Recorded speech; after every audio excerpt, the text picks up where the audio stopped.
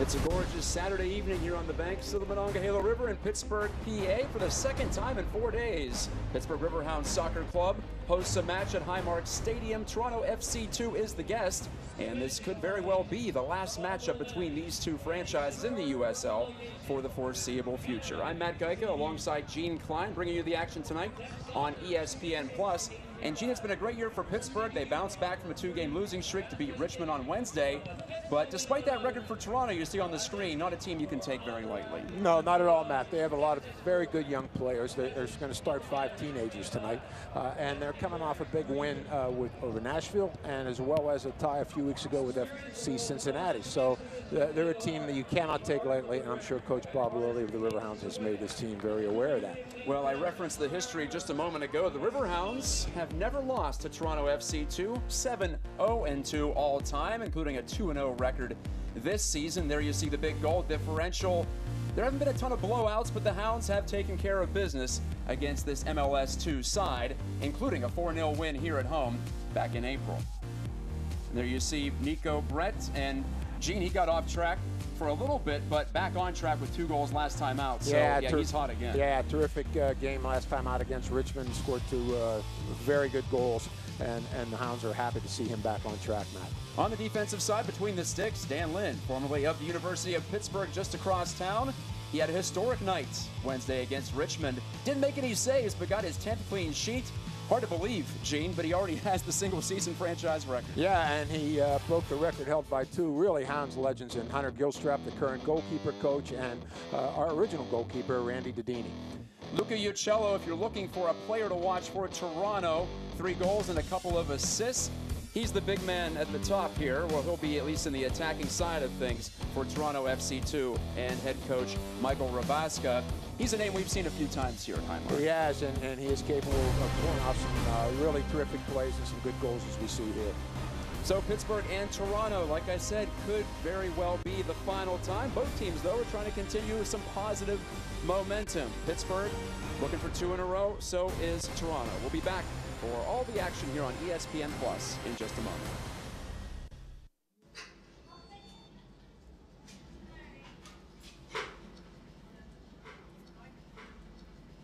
Now, where does it hurt the most when you have it all the way straight? Down in there. It started really hurting, and it would really hurt if I stood on it. It's a little patellar tendonitis, or jumper's knee is the other thing. How's that feel? It feels better. Call 412 Doctors for a same-day appointment at Allegheny Health Network. Don't miss out on any of the action from the Pittsburgh Riverhounds this summer. It's First Responder Night on Saturday, August 18th, when the Hounds face off against the Charlotte Independents for a 7 p.m. match. All active and retired first responders will receive a free ticket, plus a special discount offer to all family and friends. Then on Wednesday, August 22nd, the Tampa Bay Rowdies come to town for a special Wednesday showdown at 7 p.m. Gates open at 5:30 p.m. Purchase your tickets at riverhounds.com. Park stuck the landing.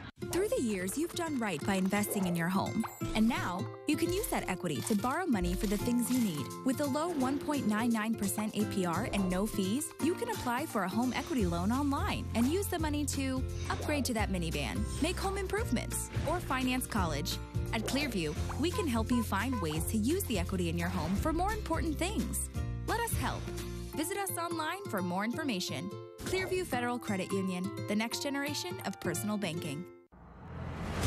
The Riverhounds Technical Training Academy is back this winter at the AHN Sports Complex at Cool Springs. The 15-session program runs from December to March and is loaded with skills development taught by professional players from around the world. Registration opens in August. Sessions begin December 1st. Find out more by emailing wintertraining@riverhounds.com or by calling 412-325-7238. Another busy Saturday in the United Soccer League, including right here in Pittsburgh, Pennsylvania. I'm Matt Geica with Gene Klein. Moments from kickoff from Highmark Stadium. And also a thanks to Abe Aponte back in the Vista Studios for keeping us on the air. It's a big crowd on the banks of the Monongahela River. And Gene, let's look to the Riverhounds starting 11. Dan Lind, as we talked about in the open, already the owner of the single-season clean sheet record for Pittsburgh with 10. He's between the sticks, and the Hounds go back to a 5-man back line. They switched to that late in that match against Richmond, and so we'll see Joe Greenspan back in the middle. K. Banjo, though, maybe the name to look for at the top. He gets his first start of the season. Yeah, we're looking forward to seeing what K. Banjo, great opportunity for him. They're giving Cristiano Francois a little bit of a rest. And even though it's a back five, look to see Ray Lee and Noah Frankie really pushing forward into the attack. Yeah, Frankie was incredible the other night. Plenty of confidence in getting upfield and just missed the net on a couple of opportunities. As for Toronto FC2, coached by Michael Rabaska, he took over for Laurent Gaillot midway through this season.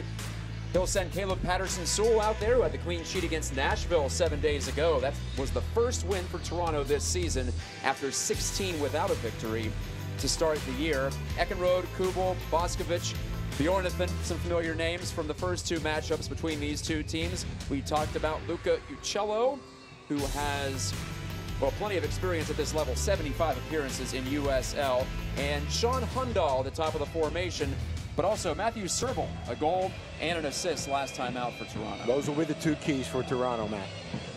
Well, Toronto's going to be dressed in the red and black, very much identical to the parent club, Toronto FC of MLS. And like we hinted at earlier, Gene, this will be the final season for Toronto FC2 in USL, as they'll drop to USL Division III, a new league, one level below this one that'll start next year. They're one of those charter franchises.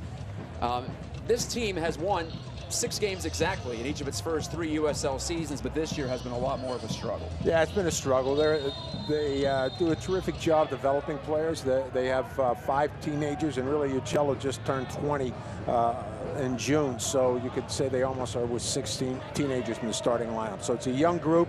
Their charge is to develop players and try to give them that experience at the next level. Pittsburgh in the black and gold, and here's a look for Brett. Oh my! Not going to get a much better chance than that. Off the through ball from Kevin Kerr. Mr. Riverhound makes his 150th appearance with the club in his 6th season, Kevin Kerr, and he creates another chance. Yeah, Kevin Kerr again. Got a little bit of rest on Wednesday, and he slips that one perfectly through and just wide of the net for the Riverhounds. But good start right off the bat, and I'm sure Toronto's going to have to sort those runs out. That was a rarity for Pittsburgh to not have Kevin Kerr in the lineup, but with the 2 games this week, Bob Lilly, first-year Hounds head coach, going to a rotation setup. We'll talk more about that as Toby Adewale, who was inactive on Wednesday, heads this forward. And Mohamed Dabo getting his 3rd consecutive start, lays it right back in on Dan Lind. Lind, his first season as a Hound, a .762 save percentage. This is his 19th appearance, so he's been busy. He has been busy, and he's been really impressive with how he directs the back line, how he covers space behind the back line. Hasn't been called upon to make a lot of outstanding saves, but when that has occurred, he has been ready, and he's shown tremendous technique and really decision-making for the Riverhounds. Caleb Patterson-Sewell, the Toronto keeper, knocked it forward. 31 years old, Patterson-Sewell. 10 shutouts for the North American Soccer League's Jacksonville Armada last year. So on a team full of youngsters, he's the one rarity there. Yeah, he's the elder statesman for sure at 30 years old. So not even close, in fact, to most of the players in front of him. Yeah, so as we said, a young side, developing side, trying to get them experience at the professional level. Some of these kids have just come up from the Toronto FC Academy, which is, they have some very good young players at the younger age groups. And so they have a very good system working, I think, and, under the direction of, I think, a terrific up-and-coming American coach, Greg Vanny, who obviously runs their first team, but I think he has his fingerprints on about every level here at Toronto. Offside here, Sean Hundal tried to make something happen and sneak behind the Hounds. Ryan Graves and Ross Kleinstuber are the assistant referees, the men holding the flags. The guy in the middle is Darth Newman, an intimidating first name. Yeah, not... shaved head, beard, yeah, he looks the part for Darth. You would think with the name Darth, he'd be dressed all in black. Why does he have green on? I don't know, that would be a contrast. Yeah. He wouldn't have to wear green tonight. I'm sure he's heard that one a few times. I'm sure he has. I am sure he has. Kyle Bjornathan knocks it forward, and Toronto having some issues stringing passes together, with the exception of the ball to Hundal, which was offside. Lynn rolls it out. And Toby Adewale, former George Washington Colonial, to Ray Lee, who had the rest on Wednesday. A ball through. Riverhounds are offside. Kay Banjo and Kevin Kerr in tandem, but one step ahead of where they should have been. I haven't mentioned this enough, Gene, this year, but Dan Lind in goal, setting records for the Hounds, University of Pittsburgh product. And then you have at the top of the formation, Nico Brett. Well, usually he's at the top of the formation. 10 goals from Robert Morris University. So Pittsburgh College Soccer making itself known here in the USL, right here in town. I mean, that's it's terrific, because we've sort of got away from that for a few years. And in the early days of the Riverhounds, you had a very good local presence. But it's great to see a Pitt product and RMU product, really two of our key performers for the season. Two newcomers for the year. Lind was with the Rochester Rhinos, where Bob Lilly was coaching last season. Ball out to Pittsburgh on the river side of the pitch. And well, Nico Brett's had an itinerant pro career so far. Yeah, and Nico was with the Timbers too in Portland for a while. And actually, Danny Lynn spent a season. The Riverhounds had a PDL team for a couple years when Dan was at Pitt, and he serves as the keeper for the PDL team. So he's familiar with Highmark Stadium and the facilities and the whole organization. That makes it easy, certainly. Well, Bob Lilly looks out on the field and sees Joe Greenspan try to drive one up the pitch, but not high enough to get it through to Brett, who's more on a wing tonight, technically listed as a midfielder on the schematic. We'll see how it plays out in reality as Banjo holds up, leaves for Kenardo Forbes, who had 2 assists against Richmond on Wednesday. Forbes slows it down, tried to chip, but didn't get a good touch. Now Matthew Serbel, I mentioned a goal and an assist last week against Nashville. Serbel, number 50, right in the middle of the park for Toronto. Player to look out for. And the one thing we have to see from this Toronto team is how well they keep their composure. What's the decision making like as a young group? Are they going to be able to deal with the Hounds' speed of play? Highmark Stadium's a little bit tighter field than maybe what they might be used to. And the Hounds will definitely try to press and put them under, as we saw that first opportunity that Kevin Kerr slipped one behind their back for. So they're going to have to try to play through some very difficult, tight spots, and the Hounds are going to try to make it hard for them to do so. There you see Coach Lilly doing his thing, one step outside the touchline, offering directions. Hundal wins the corner kick for Toronto. So an early chance off a set piece for the Young Reds, as they're called. Lilly thought that his team was too sloppy against Richmond. He would have preferred to see them build up some possession after they took the 1-0 lead on the Nico Brett goal just 5 minutes in on Wednesday. And I think I know where he's coming from on that, because we saw up here in the booth that they had some opportunities to get that second goal early, and they did not, and that could have let Richmond back up into the game. But short corner here, deflected ball off a Hound, and Cairns in front. Weird spin. Oh my, that was a great chance, but Eckenrode couldn't bury it. One of the Hounds got a leg in front of it. Yeah, I think that might have been Greenspan. Tough to tell. It was a maze of bodies there inside the 6. It was initially a short corner, Bjornathan, then and I think there was a hesitation from Hugh Roberts, like it went out, and Danny Lynn was able to bat it away across the goal, but it still stayed in play, and Toronto, excellent opportunity for them. So they'll try the other corner. Bjornathan sets it up. He was the recipient of that short lateral pass before, but he'll serve this one in traditionally, but well over the head of anyone in Toronto red. And Kenardo Forbes ushers it out into touch. Well, I think if you're Toronto, those are the kind of chances that you want to bury. And for them at any stage of the season, if they can go up a goal, that's going to give these young kids some confidence. They're going to start playing a little bit more assertively and try to take it to the Riverhounds. It's tough to come into Highmark and play. The Hounds are going to make it difficult for you. They're going to be very tight to break down. So Toronto, when they have a half a chance, they have to take advantage of it. Matthew Serbel said it this week. quote, "They're going to be all over us," end quote, talking about the narrow field, which you brought up, Gene, and how lively the surface is. Plays happen faster here at Highmark Stadium, and the Riverhounds have tried to take advantage of that. They play a high press frequently. It really came to fruition against Richmond on Wednesday. So many turnovers that they gathered in the attacking third. Yeah, even the first goal was a little flick of a header, and well, here's Uccello going back post, maybe an opportunity, and slugged wide by Daniels. Yeah, and another good counter by TFC2.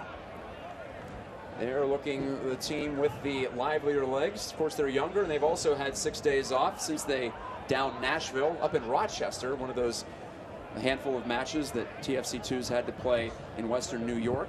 The Hounds, in fact, beat them 2-1 in May. The old in Rochester.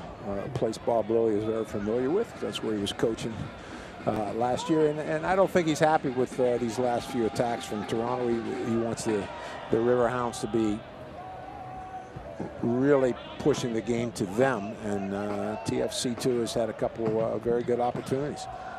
Daniels, Toronto captain, couldn't make the play through, and Forbes had the takeaway, and then he protests to referee Darth Newman. There should have been a call there, but Newman plays the advantage and allows things to proceed. Joe Greenspan was a late sub. That's an odd spot for him on Wednesday, that is. Put back in the starting 11. Big man in the middle of the formation. 6'6", Joe Greenspan of the Naval Academy. Mistimed run there, or some miscommunication for Pittsburgh, and that hands the ball right back over to Toronto in the 10th minute. Yeah, Joe Greenspan's a terrific presence in the back, cleans everything up in the air, obviously with his height, but also good on the ball, a lot of experience. He spent some time with Minnesota United in MLS. And with he, Adewale, and Hugh Roberts, you have really 3 solid center backs, which I would hope that we're going to see Ray Lee and Noah Frankie really pushing forward and getting up a little bit higher up the pitch to support Kay Banjo, who's really leading the line forward with Nico Brett and Kevin Kerr underneath him. Greenspan, the ball at his feet. That is a Select soccer ball, and Select is the official ball of the USL. For the latest Select products and special offers, visit SelectSportAmerica.com and get free shipping on orders over $50. And there is Banjo. You just mentioned him, Gene. He tried a low percentage ball there for Brett, that it's blocked by Lars Eckenrode, bouncing to Ray Lee's chest. I think the ball from Banjo is sort of, we had the opportunity to chat with Bob a little bit, and that's the kind of stuff that he's impatient with, because he felt that that's where they get a little bit sloppy with trying to force plays like that really weren't on, and he'd like to see them have a little bit more positive possession out of that, and be able, if we're going to slip something through, like similar to the one Kevin Kerr did earlier in the game. Promising look here for Brett, but that one's picked off again by TFC2. Toronto FC2 winless in 16 to start the season, but they had that 3-3 tie coming back from 3-1 down against FC Cincinnati. That's a quality point, no doubt. And we mentioned the win over Nashville, which is suddenly falling toward the bottom side of the playoff zone. This one's out in front of the bench, and 4th official Alfonso Fajardo. Frankie handles the throw. Former Creighton Blue Jay tosses it into Kerr, but Darth Newman wants him to do it again, so he will.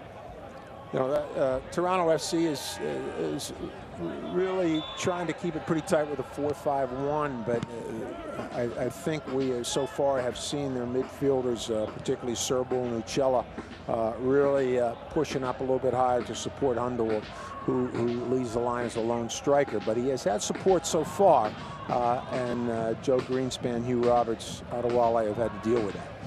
Toronto FC2 has given up the most goals in the Eastern Conference, 46, with a -26 goal differential in 19 matches. And the Hounds have allowed the fewest in all of the USL, just 10 given up in 20 games. Kerr wanted to juggle and gather, but instead Uccello putting in a defensive shift. Well, he had it, then he gave it away to Ray Lee, crossing it in. Banjo hit from behind a bit, and his header ends up falling free to Toronto. Yeah, we already seen a little shift. Uccello started out here on the left, and Daniels on the right, and now they've switched sides a little bit. So we'll see if that continues throughout the game. Waja, Serbo, and Dante Camwell holding down the fort with in the center of the park. Greenspan, did he get too much on this one? No. Frankie's able to elevate and head it back toward the center of the pitch. Nice little touch But from here comes the Serble, regroup, and Serble's going to try to split Adewale, and Roberts and Uccello was bumped into from behind. No call. No call. Terrific recovery run from Ray Lee. That time, Matt got back. He was had a little bit of a step on him, but he was able to recover nicely, and I did not see a foul there. I think he got back and won that one, and Uccello sort of bounced off. Ray Lee, one of the more physical players on the Hounds. He's usually in there with an attempt at a tackle, and he, more often than not, comes out of there with the ball. And in that case, did just enough to thwart another promising Toronto counter. Toronto FC2's had the better of the looks, you'd have to say, at the early juncture here. And Waija, Gideon Waija from the nation of Ghana, has some space. Sprays it to his right to Serble. And TFC2 now wants to build some possession here. TFC2 very, you know, I like their attacking shape, but they're going to have to do better with the ball than that. That's a careless giveaway after they already pushed forward. They opened up the Hounds a little bit, but now giving it away. And with the Hounds' counter-attacking abilities, especially with Nico and Kevin Kerr flying into space, that's going to be that could be costly. Waija beat Mohamed Dabo to the ball, but Dabo got a toe on it to at least set up another corner kick. That's the third for TFC2. So, yeah, interesting. TFC2 already with 3 corners. Wouldn't have had that coming into this one, but that's why they play them. It's been interesting so far. Toronto testing the Riverhounds and their defensive shape. Well, I think one of the other things we talked about, Matt, you know, we talked about their youth and enthusiasm, and they got legs, and you had mentioned they have a six-day break, which they're going to be pretty fresh. But this is also a group that has nothing to lose. I mean, they need to really push the game a little bit and try to find some wins. So they're not going to sit back, and that's encouraging. Another short corner for TFC2. That's a trend early on. Daniels testing the Hounds, but Lynn lets that one go, and wisely, as it floats out for a goal kick. I think when you have a young team like this, I mean, they know they're pretty much out of the playoff zone. They're not going anywhere, you know, in the USL playoffs. But for each one of these players, they're playing for that next level, that next step. Can they get signed to the first team? Can they get a contract? And so there's still plenty of motivation for them, as opposed to another, you know, any other team that might be at the bottom of the league standings would want to win. It might be difficult for them to get motivated in 90 degrees in Pittsburgh, but this team looks like they've come out ready to play, and they're putting the Hounds under a little bit of pressure. Yeah, that's a good point. It's you mentioned a hot night too, but well, these players, they've seen all manner of weather conditions playing in Toronto. This might be a little different from what they see at the start of the season. Yeah. But they do have plenty to play for. There's always eyeballs on it. Daniels, Uccello's back up on the left side. Serble. And he is pushing forward immediately. So they're really trying to get the 2 outside midfielders into the attack right away. We have a hydration break scheduled for the 30-minute mark, by the way, because of the temperature. And on the turf, it feels even hotter.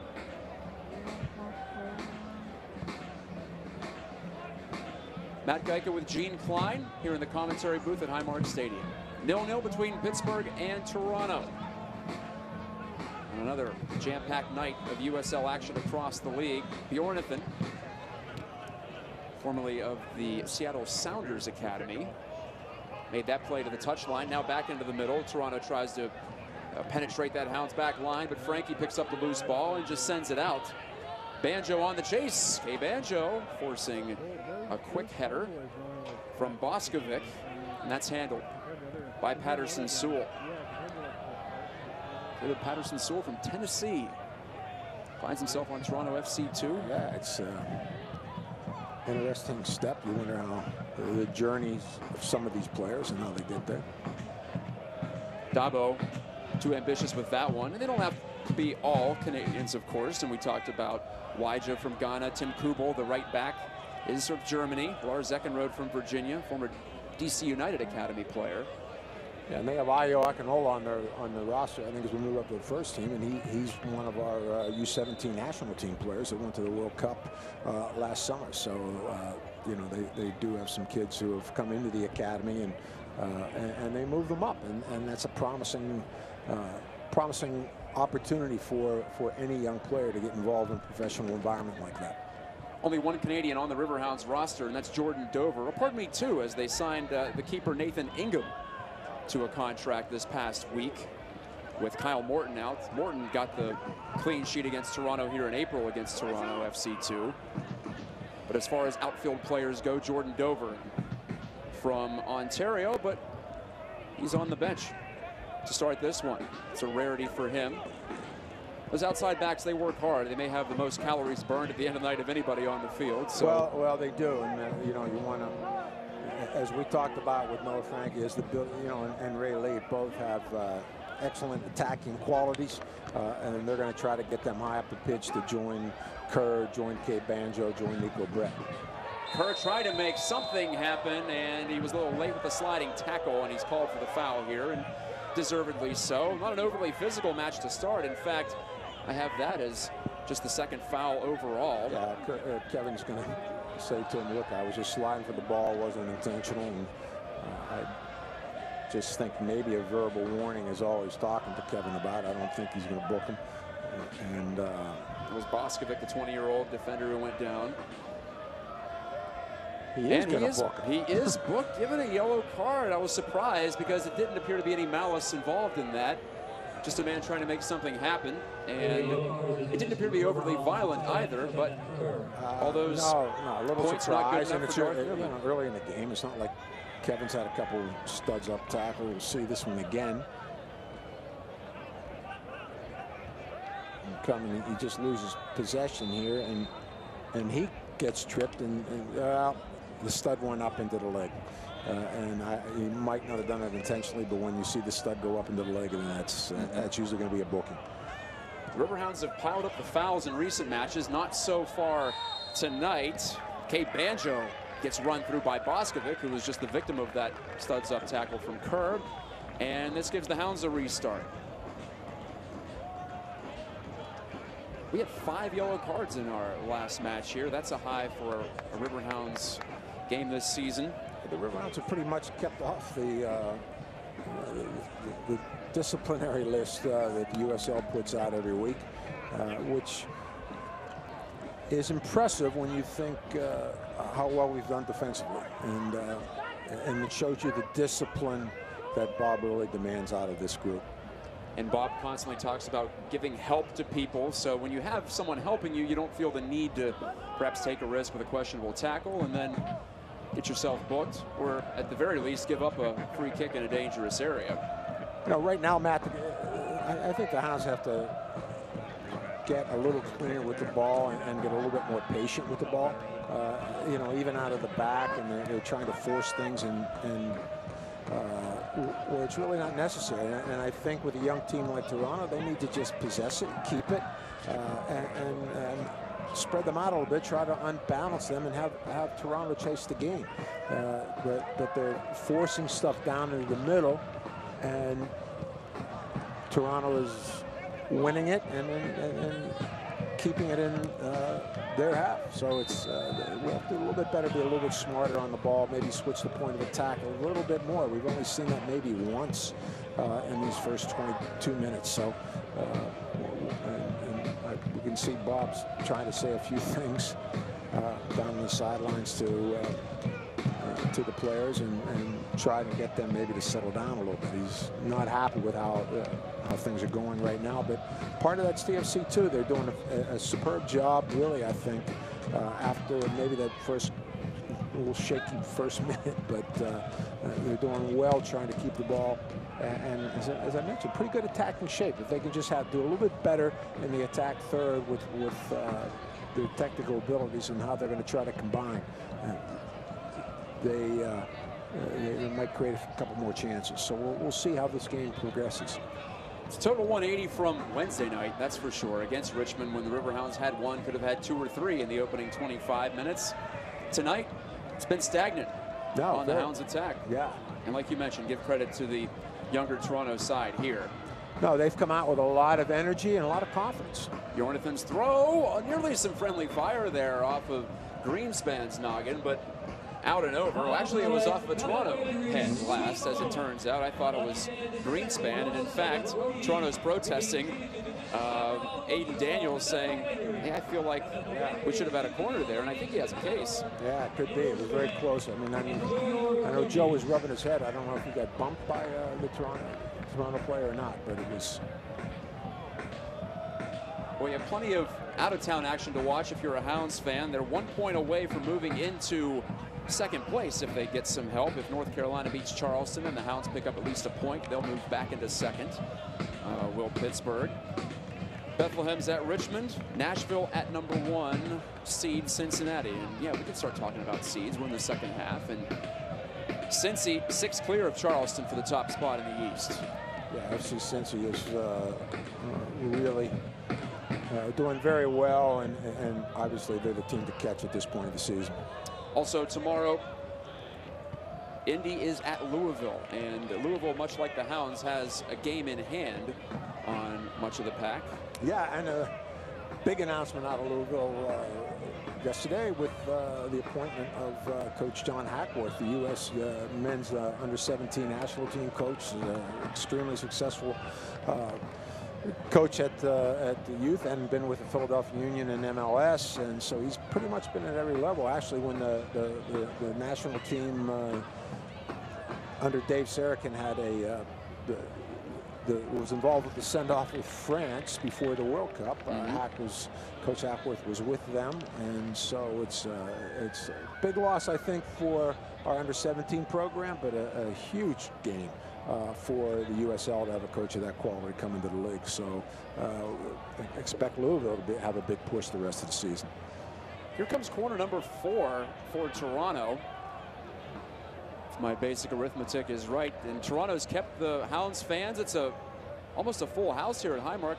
They've been on their butts, though. They haven't had reason to get up, and there's Greenspan rising to the occasion to clear it. The 4 corners have led to nothing. The first one was dangerous, but the last 3 for Toronto, not much to speak of here as the Riverhounds try to batten down the hatches at the very least, survive this early stretch where they haven't had much of the ball. No, they really haven't, and they have to. And when they do win it back, they have to do a little bit better. Maybe just be a little patient, and as mentioned earlier, just let Toronto chase the game a little bit. But they're forcing too many balls, and Toronto's winning them right back. It's about as disjointed of a start as we've seen from Pittsburgh at home. And they had a rough one against North Carolina FC, at least the first half 2 weeks ago. I was just about to mention that this kind of reminds me a little bit of that. Frankie.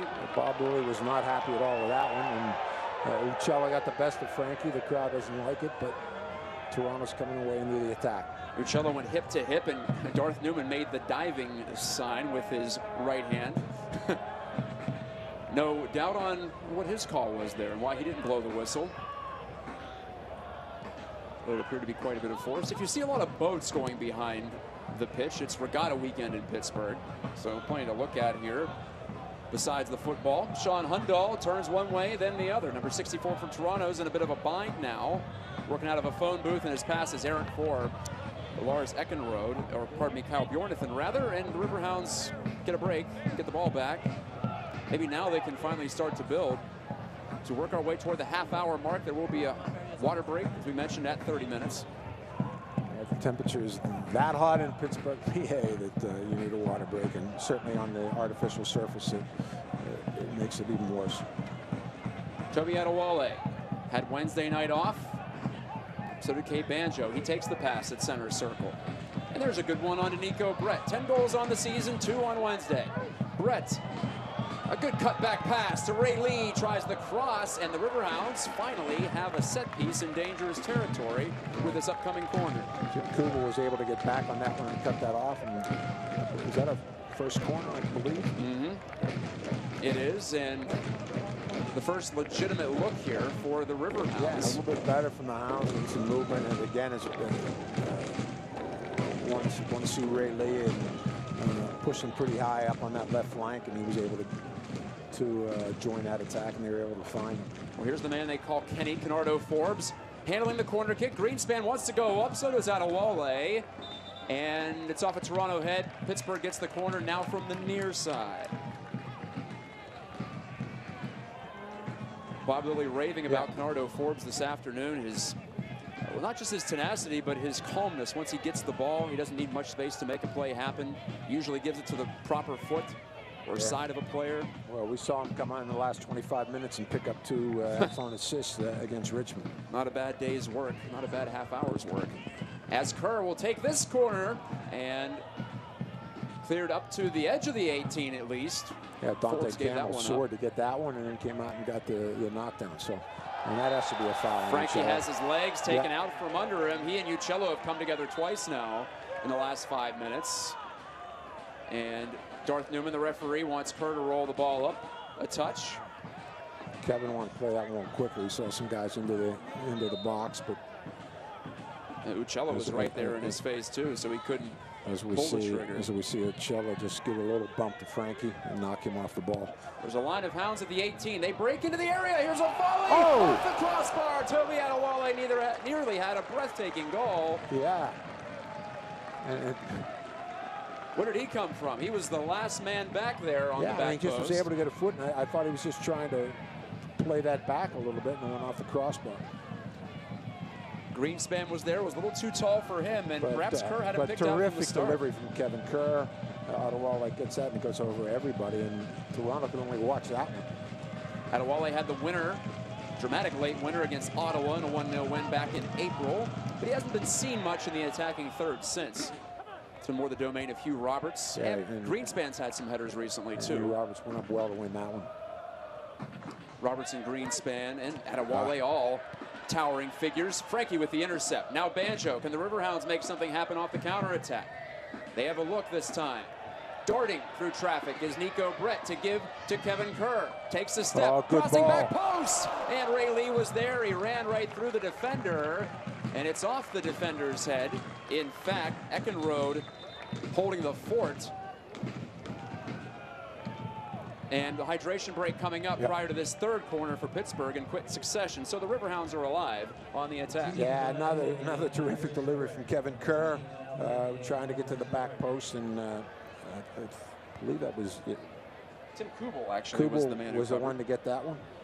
So give all credit to him. He was able to track all the way back and get ahead on that one and prevent a very good opportunity for the Riverhounds.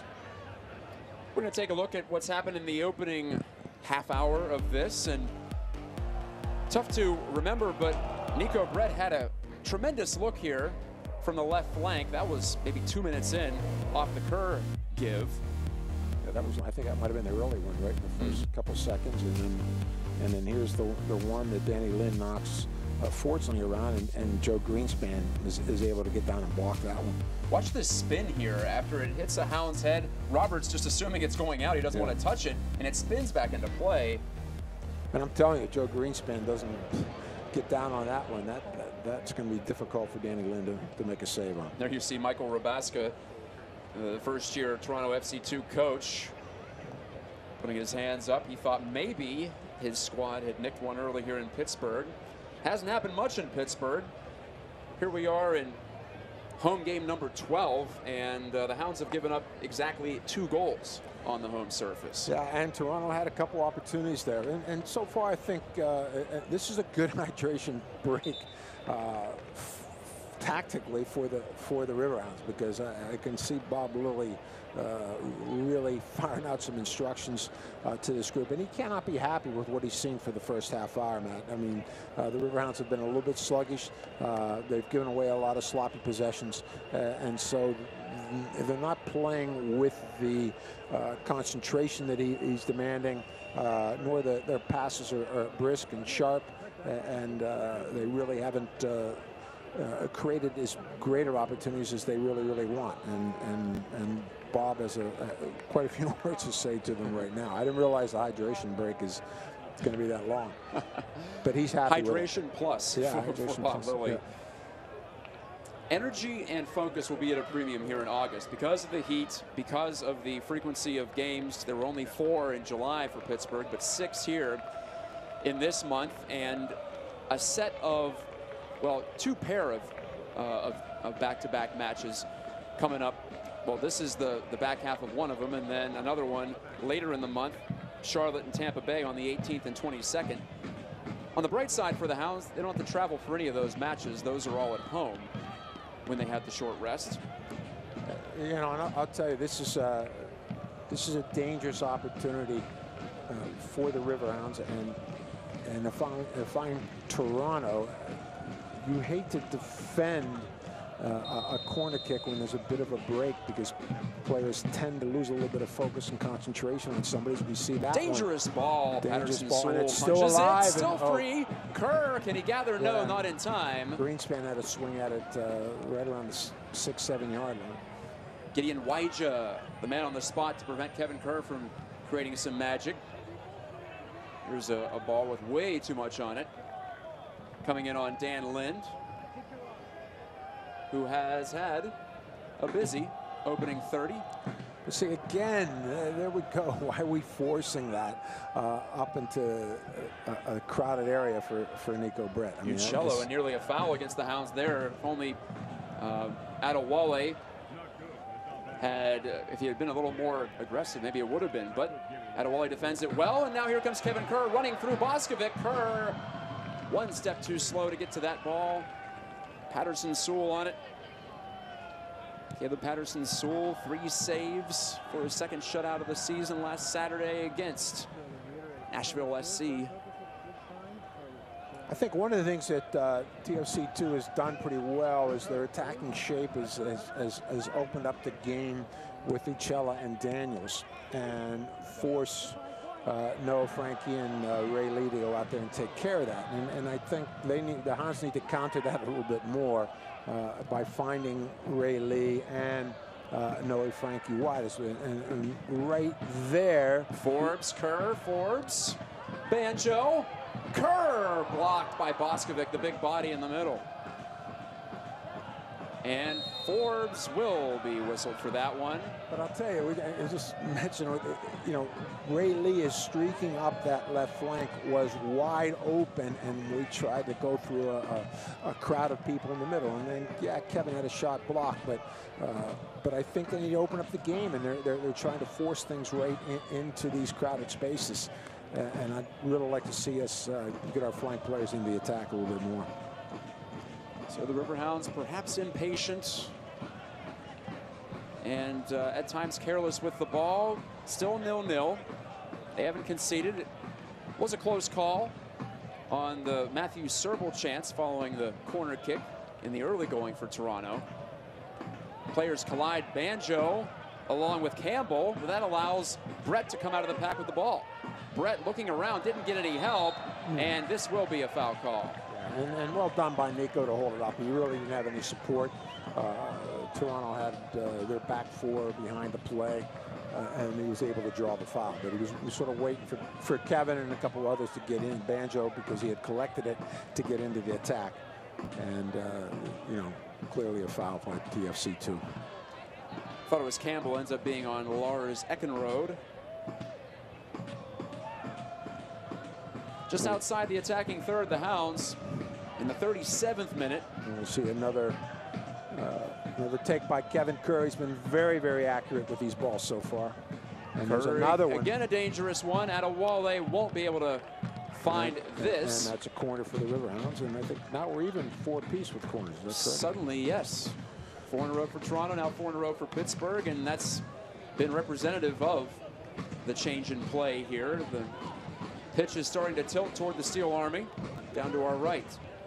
Riverhounds have traditionally attacked left to right on your device screen in this 2018 season. That's a dangerous in swing. Oh my, Patterson Sewell got a hand on it, I think. Difficult ball, maybe a hound that was too. whipped in with some velocity, and difficult one for the keeper to deal with. So terrific ball by Canardo Forbes. Kay Banjo was acting like he should have put it in, so we'll see here on the second glance. It's going well, and I'll He tell was you, close. we almost there to Kay Banjo. It looks like we had 2 guys there, and they were unmarked. So Toronto's going to have to pick those guys up better. We see another big win in the air by Hugh Roberts. He's story of the season for him. Very, very strong on those balls. Banjo out wide for once. Holding the ball. The Hounds trying to give him some options. Dabo, well, not a good pass, but he saves it. Yeah, Dabo did well to say that's a sloppy ball by Banjo. He has to connect and keep the play moving there a little bit better. And now the Riverhounds have to take it to the back line and start over. Mohamed Dabo, high energy midfielder, usually a holding midfielder from the nation of Senegal.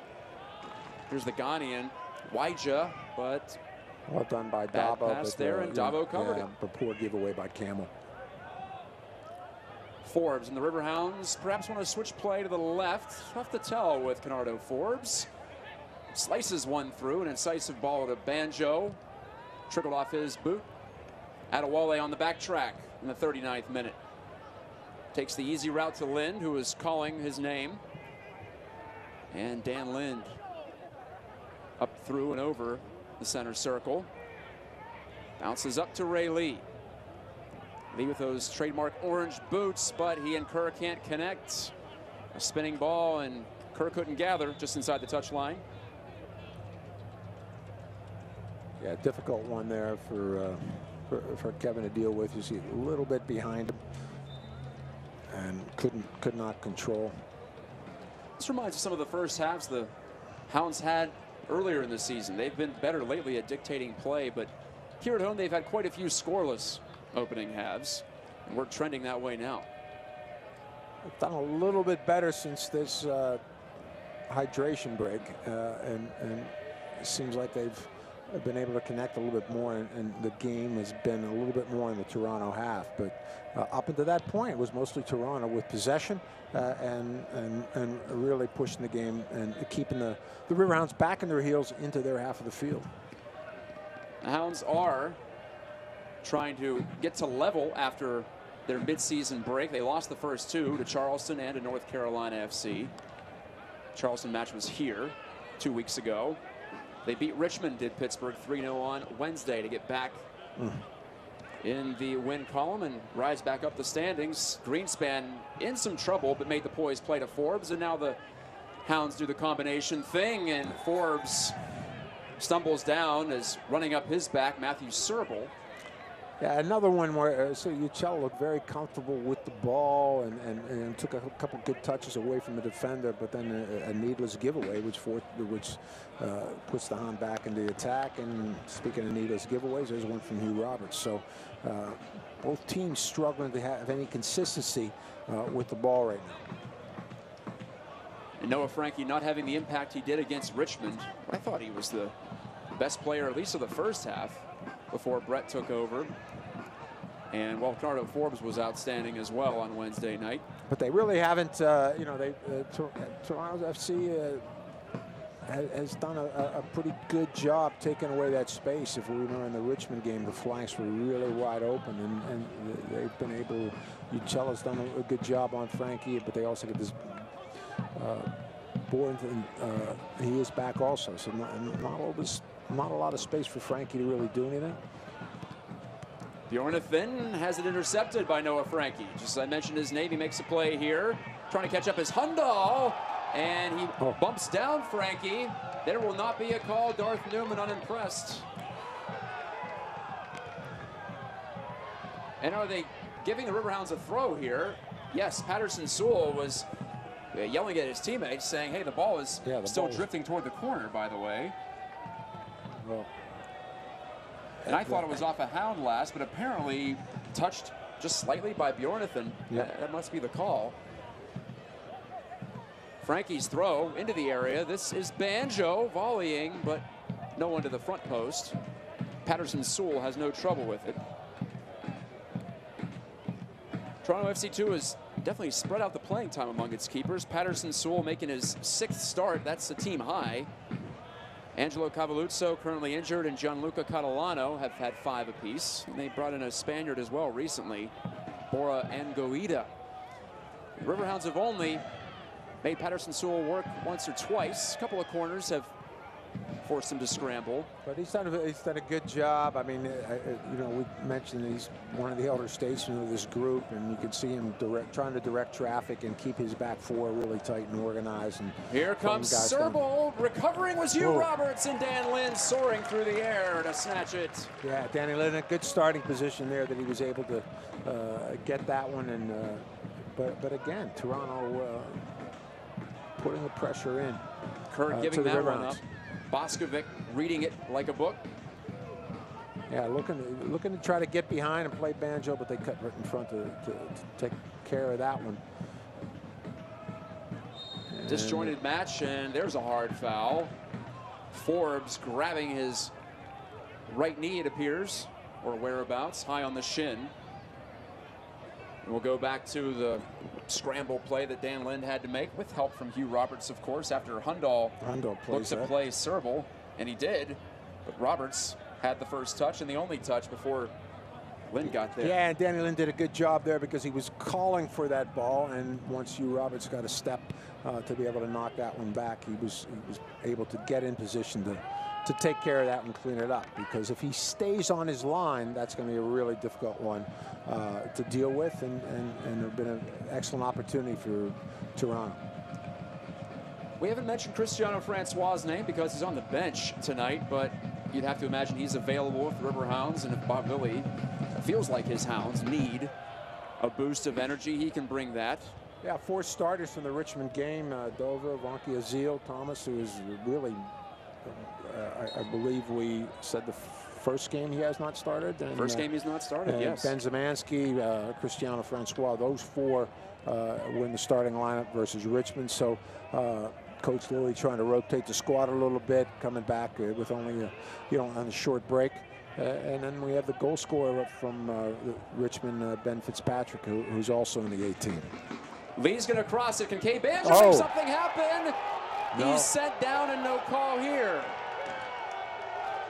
Darth Newman has kept the whistle down. Right in front of the steel arm. He's not happy with that one. As you would imagine. Yes. And that is a close call. Hip-to-hip, shoulder-to-shoulder type challenge there with Kay Banjo. Now Brett makes a run, but Kerr can't find him. But Toronto gives it right back away. Yeah, Toronto really got stretched that time, and they were all over the place with their back four. And so if they could have released it there, they would have been in trouble. Lee takes it, a bending ball, but too bad of an angle. If Ray Lee can pull that one back, I mean, Kevin Kerr is coming back up on the back post. Just couldn't get the elevation on it or the angle that he needed to find Kevin Kerr. And we'll take a look at Banjo. Here we see the call on Banjo. Oh.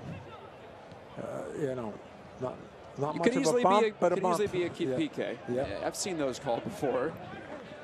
Yes, we have.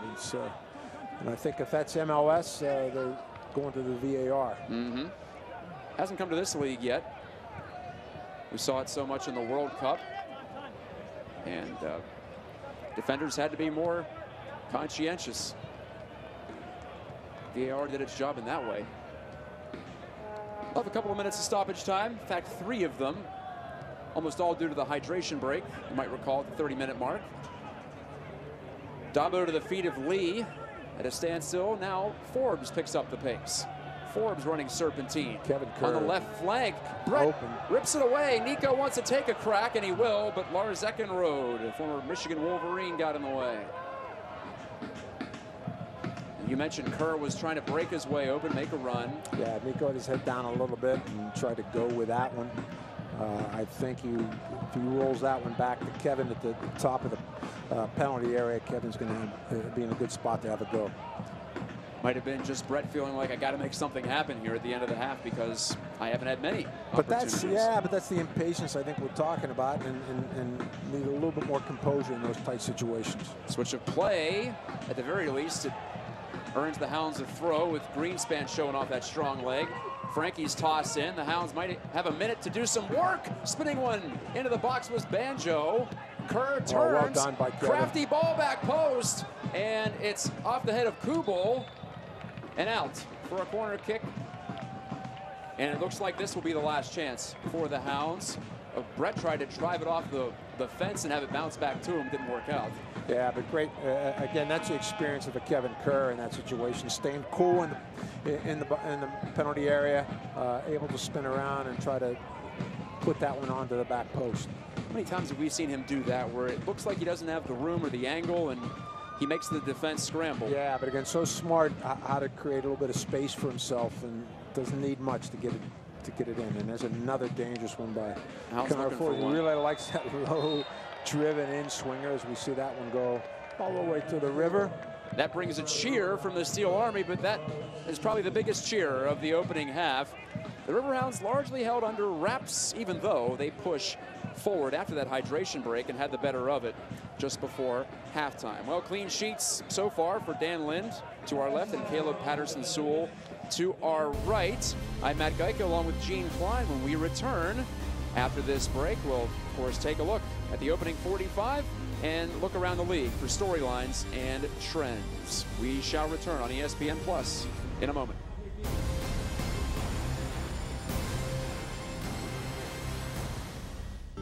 A lot of clients ask us what makes us different. The first thing that comes to mind for me is Joyce's signature collection. We truly are jewelers. We're passionate about jewelry. We understand the process of making jewelry and what it takes to make the highest quality product at the best value. We travel the world to bring back and create the most unique diamond jewelry collection that you will find anywhere. If you've never shopped Joyce's, I personally invite you to visit our store. I know you're gonna love it. At Joyce's Jewelry.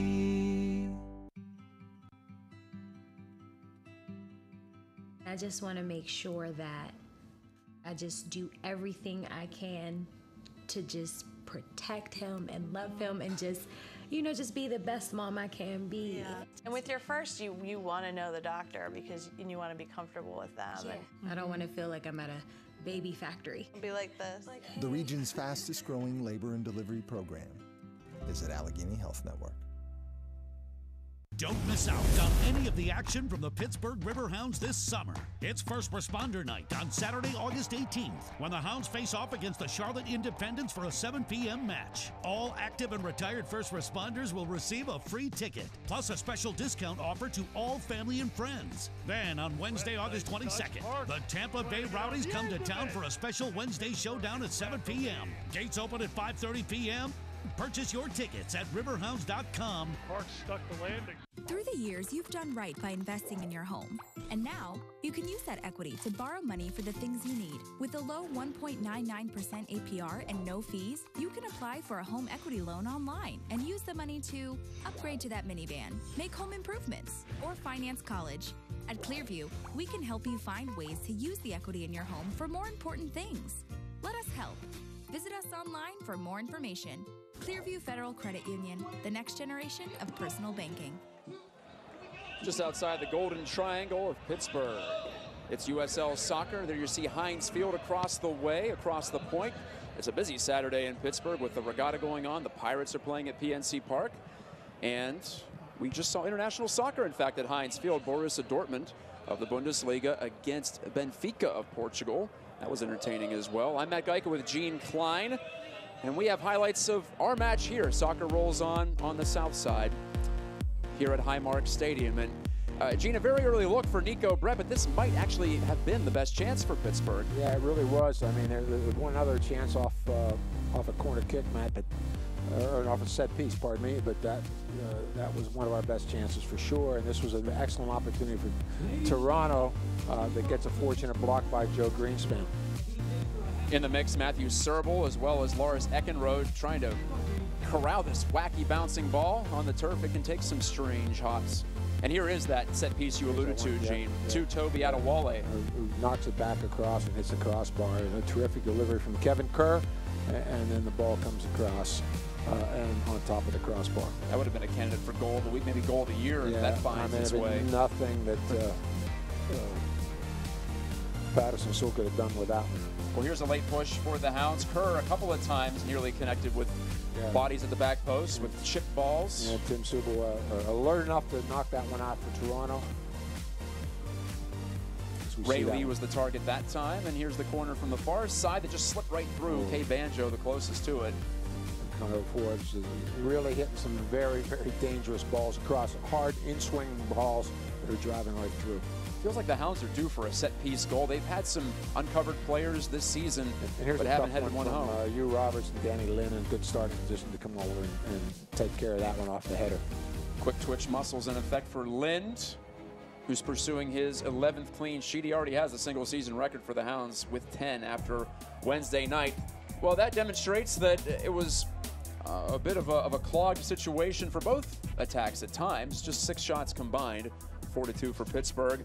And I'm actually surprised that possession is that wide in favor of the Hounds. Must have been the last 15 minutes that made the difference there. Yeah, it certainly was, because for good stretches of the first 20, 25 minutes, it was Toronto, and certainly Toronto in the Riverhounds half of the field. For Toronto, it was they would keep the ball in possession, but then they would have some needless giveaways, which would hurt them. The Hounds had the advantage in interceptions at 13-6. They also had the advantage in corners, 5-4. They got the last 5 of the half. So that was at least a bit of their pushback, but not enough from the Hounds to break through in the opening 45. As for right now, we'll send you out to take a look at the top plays from USL's Week 20. Stay with us here on ESPN+.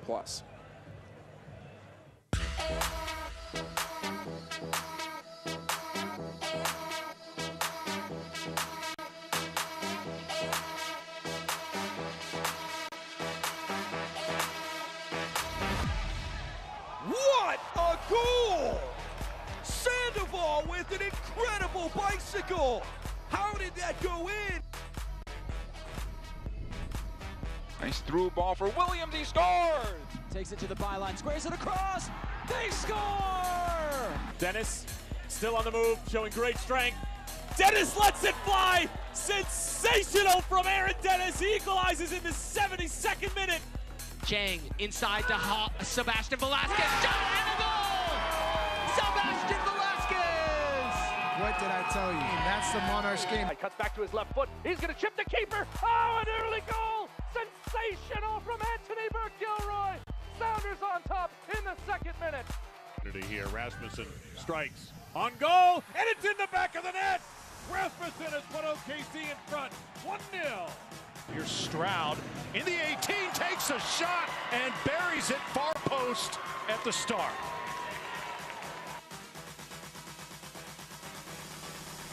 Point blank save! Bonomo the touch, Fleming's the shot. Quick run up, straight into Ferrigno. The shot, and what a save. Malcolm. Ball ricochets out in front, and a save by Cardoni. Coffin leaves a shot, Serta knocks it down. Long strike and a spectacular save by Restrepo. Knocked away by Marcinkowski. Through.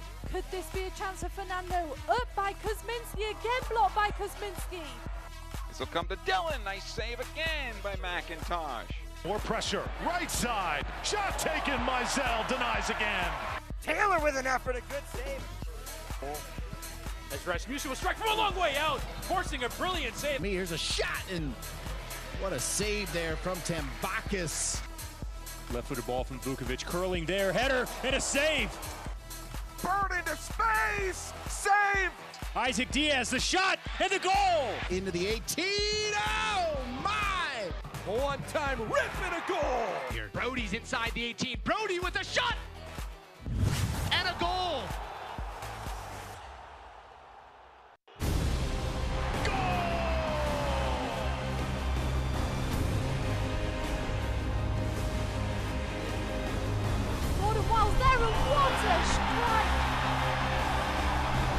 Cole takes the shot and scores!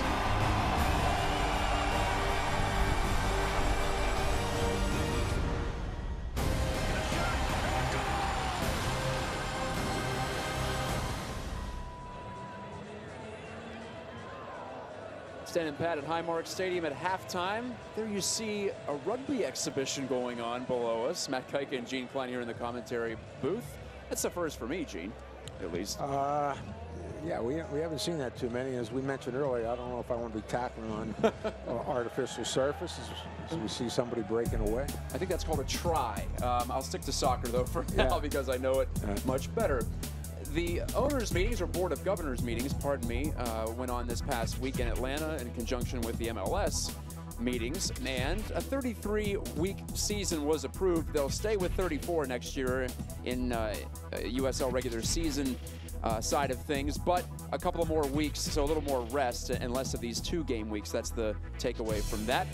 Chattanooga comes in to be one of those charter teams of USL Division III, along with Toronto FC2 we see in front of us. And, well, Gene, you definitely pulled the trigger on this news item during the first half. John Hackworth, second head coach in the history of Lou City FC, the defending champs, get quite a leader there, as you were saying. No, quite a leader, one of the top guys in U.S. soccer for the last 10 years or so, and has led our U17s to some terrific tournaments in the U17 World Cup, and of course his last group has produced a terrific future for the U.S. men's soccer team. So Lou City hopes to make it a seamless transition with Mr. O'Connor heading south to Orlando City of MLS. Here's your team of the week.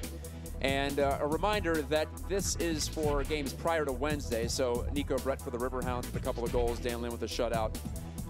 Not eligible for this. There you see Ridmeyer of Charleston came on as a sub and was the difference maker. He was the man who created the play that gave Atul Aguera the game winner 2 weeks ago at Highmark. So he continues his strong play. A good mix of East and West. There you see Hedrick and Ward from San Antonio, the only repeats there. We're seeing tonight, Serble for Toronto. Yep, over on the left, I mentioned a strong game against Nashville, and he was rewarded for it. Game of the week schedule. We'll keep it east. Tampa Bay and Charleston. Charleston red hot and trying to stay that way tonight. But regardless, they'll have a chance to continue to challenge the Hounds and FC Cincy and Louisville City at the top of the East table. That's on ESPN News next Wednesday. And then out west for 3 in a row. Corey Herzog, former Hound, and St. Louis FC faces off against Sacramento Republic. And then a couple with San Antonio involved to close out the month. Phoenix Rising and Rio Grande Valley. So that's all upcoming on the ESPN family of networks. Hoping for a little more action in the second half here at Highmark Stadium on this Saturday night. Crowd's ready to erupt. We haven't seen much by way of chances, but plenty of time to turn that around for both sides. Coming up next on ESPN Plus, we'll have the second half for you. Okay, I'm sorry. Okay. That one a little bit. A little bit right here? Yeah, right there.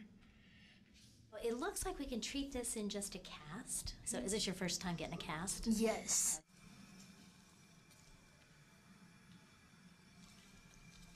Does it feel nice? Yeah, it feels nice. Call 412 Doctors for a same-day appointment at Allegheny Health Network. The Riverhounds Technical Training Academy is back this winter at the AHN Sports Complex at Cool Springs. The 15-session program runs from December to March and is loaded with skills development taught by professional players from around the world. Registration opens in August. Sessions begin December 1st.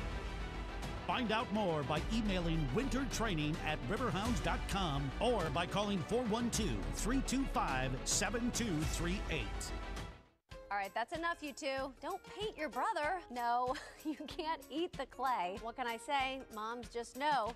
I'm Christine Sorensen, and as a mom, I know parents know a lot. But for the few things we don't know, there's Kidsburg, your go-to resource for all the great things in our area for kids and families. Everything from kid-friendly events, creative learning, and help for parents. It's every Wednesday on KDKA TV, emailed to your inbox and online at kidsburg.org. Don't miss out on any of the action from the Pittsburgh Riverhounds this summer. It's First Responder Night on Saturday, August 18th, when the Hounds face off against the Charlotte Independents for a 7 p.m. match. All active and retired first responders will receive a free ticket, plus a special discount offer to all family and friends. Then on Wednesday, August 22nd, the Tampa Bay Rowdies come to town for a special Wednesday showdown at 7 p.m. Gates open at 5:30 p.m.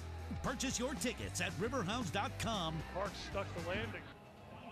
About 90 seconds from the start of the second half in Pittsburgh. It's looking like another glorious dusk falling on the Golden Triangle. I am Matt Geika. Gene Klein is alongside. And we're at halftime. The last ever matchup, maybe, between Pittsburgh Riverhounds and Toronto FC2. well, we've seen more exciting ones so far, but if the latter portion of the first half is any indication, it looks like the action's about to pick up. Let's take a look ahead for the Riverhounds. In the midst of a stretch of 4 home games in 5, the lone road matchup in that stretch is at Bethlehem Steel. That's the first time those two Pennsylvania squads will come together this season. That's next Sunday, 5 o'clock, out on the east side of the state. And then that mini homestand in a span of 5 days, Charlotte Independence on a Saturday, and Tampa Bay Rowdies, their second season in USL and their second visit to Pittsburgh as a member of the USL. There was also a US Open Cup matchup 3 years ago. That'll be August 22nd. And then the Hounds will really be tested there going into the month of September. At Indy 11, tough nut to crack, of course, as we saw here in a 0-0 draw. And then at FC Cincinnati, the juggernaut of the Eastern Conference right now, and trying to make the most of their final season before moving on up to Major League Soccer. That's one that you have to have circled, Gene, don't you? The FC Cincy match on Labor Day weekend. Yeah, that will be a crucial one. And I really think, you know, a couple days apart at Indy 11. Those are 2 tough ones that they're gonna be key games for the Riverhounds. Yeah, good point there. It's a quick turnaround, as quick as any that the Hounds will have this season. As for Toronto FC 2. Well, speaking of changing leagues, this is their final USL season, at least for the foreseeable future. But they'll have some home matches upcoming. Richmond, who we saw here, another bottom-of-the-table team, and then Bethlehem Steel, Indy, Louisville, and the fellow MLS 2 side, Atlanta United 2. It really makes me appreciate how well the New York Red Bulls 2 does, Gene, to see Atlanta United and Toronto out of the playoff zone in the East, but Red Bulls, heck, they've won this whole thing. They're always in the playoffs.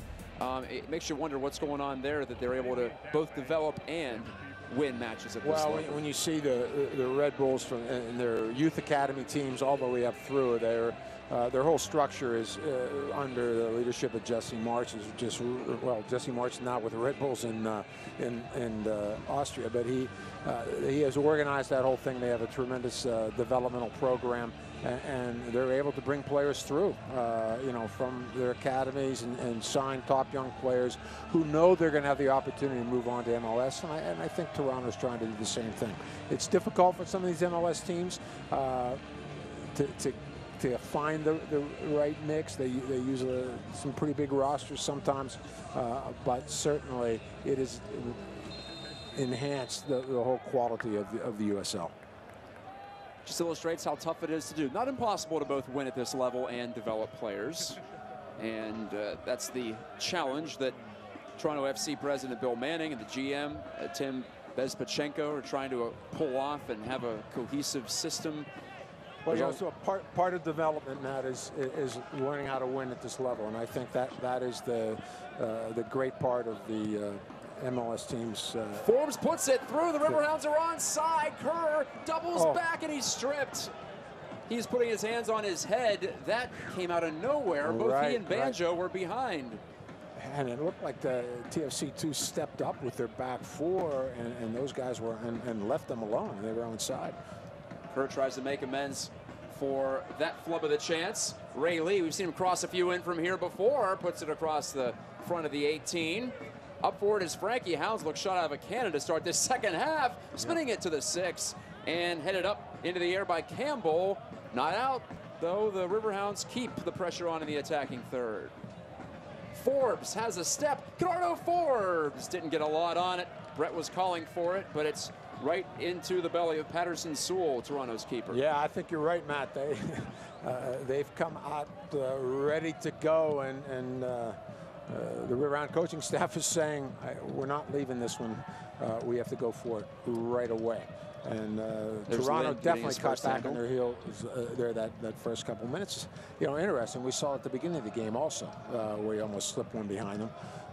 So maybe how a young group they kind of switch off at certain times, but the Riverhounds have not been able to capitalize on it. No substitutions at the half for either side. We thought maybe if Coach Bob Lilly wanted to switch some things up and inject some energy, he could do that, but the Riverhounds have, the ones that are on the field right now, have shown him that they have something in the tank. Forbes right really through, and a forward. nice job by Lee to handle just in front of the byline, crosses, and it's cleared. And you wonder too, like the first half was played like it needed a hydration break with 90 degrees, and you know, both sides were a little bit sluggish with the ball, not as clean as they would like. Passes were not as crisp, a little bit sloppy. Suns goes down, cools off a little bit here in the second half. Lights come on. Maybe we're going to see a little bit more energy the second half. Kerr tries to corral. Look at that move to keep it in. I don't know how he did it, but he pulled it off. Frankie joins the party. Forbes gives an option. Toby Adewale pushing up. On the switch of play, and now he thinks better of it. And the Riverhounds, perhaps this is a change too, not looking to force anything. Now Dan Lind puts the right boot into it. Brett's going to make things interesting. Nico Brett, a couple of goals on Wednesday, ends up with the ball. He's back to the goal, though. Brett did he draw the foul? And Nothing. no call. Brett wanted to draw it appeared. No, Darth Newman couldn't get much closer to it to make that call, so you can't fault the positioning of the referee. I mentioned it in the first half, but Newman not so impressed by some of the attempts to sell calls, or what he thinks are attempts to sell calls. I'll tell you, one of the things I'm seeing right away, Matt, from the Riverhounds is we're seeing Ray Lee and Noah Frankie push higher up the pitch. And as, of course, I say that, Frankie comes back. But it's, you know, and we've seen Adewale and Hugh Roberts stretched out a little bit more, and having them come out as more of a predictable back three with Ray Lee and Noah Frankie pushing up a little bit higher. So we want to see if they push more guys into the attack and really try to force Toronto to deal with the extra numbers in the attack third of the field. Fouls were just 6-4 in the opening half. Players are being permitted to get away with a little more, it appears, at least to my eye. Out-of-town scoreboard, meant to mention this at the half. Everything was scoreless in the Eastern Conference. Charleston and North Carolina, Bethlehem and Richmond, and Nashville and Cincinnati yet to kick off. That's an 8:30 Eastern time, 7:30 Central start in Tennessee.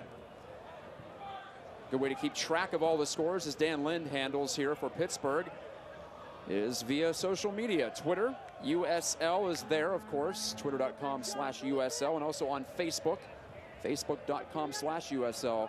Soccer. That's where you can find highlights, stay up to date with news. See right there, I see Noah Frankie coming in close to Hugh Roberts. I mean, Hugh Roberts was stretched out all to the touchline, and let's see. I'd like to see Frankie just continue to push up. He doesn't need to come back into Hugh Roberts' space. He can deal with that ball there and force Uccello for Toronto to deal with Frankie, and you know, he doesn't need to come back. Stretch him up higher, because now Uccello is picking him up into that lane, into that spot.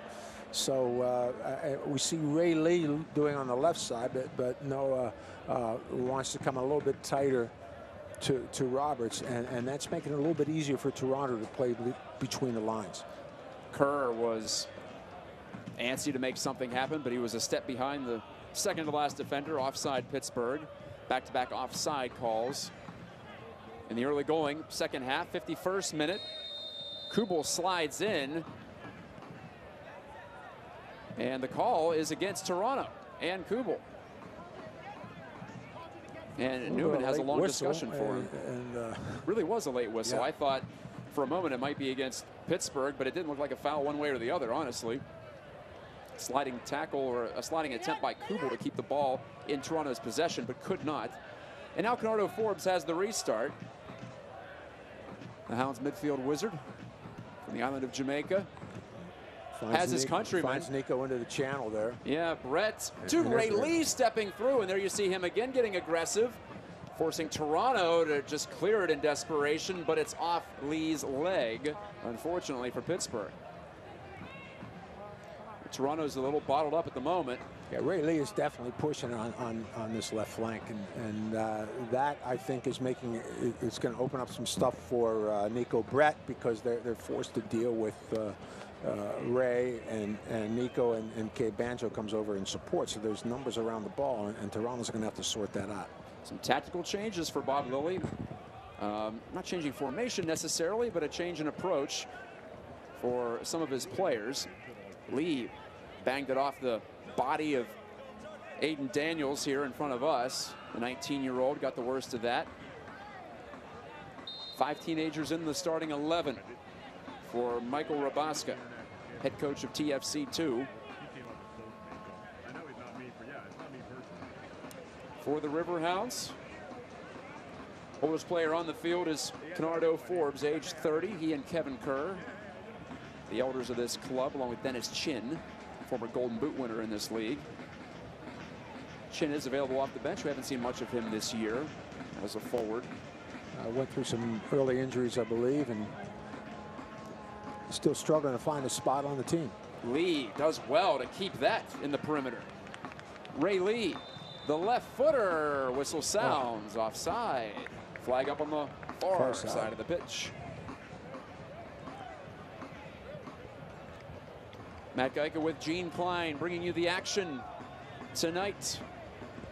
It's the second of 2 games this week for the Riverhounds, and they had every right to expect to pull out a couple of victories here against 2 teams in Richmond and Toronto FC2 at the bottom of the table, but you have to earn them. And as of right now, deadlocked at 0. Yeah, very sluggish game right now. Not really seeing the kind of rhythm or tempo that I think that we saw on Wednesday with the Riverhounds. And again, to Toronto's credit, they've stayed very well organized for the most part in the back. A couple lapses, but the Riverhounds have not been able to capitalize on it. Toronto looking a little shakier here to start the second half. This looks a little more like what we thought we'd see. Greenspan way too much on that. Yeah, and again, I think the Hounds showing some impatience there. I mean, let's try to build from the back a little bit and force Toronto to try to be unbalanced a little bit and have them chase the game. Noah Frankie on that wing could not keep it in play. The Hounds again just 1 point behind Charleston for second place in the Eastern Conference. Top 4 in the East earn a home playoff game in the first round. Top 8 make it into the postseason. The Riverhounds haven't been to the playoffs since 2015 under Mark Steffens, but here under Bob Lilly they have a record of 10-3-7. Yeah, it's been a very successful season so far for Bob Lilly and the Riverhounds. They've certainly proved that they're one of the top teams in the league, and certainly one of the contenders to go all the way for the championship game. But they're going to have to develop a little bit more consistency in this stretch run, and I think these are these kind of games are the games that the coaches really worry about, because it looks like a 3-point game. You're looking against a team at the bottom of the table that has 1 win, and you just cannot take anything for granted in this league.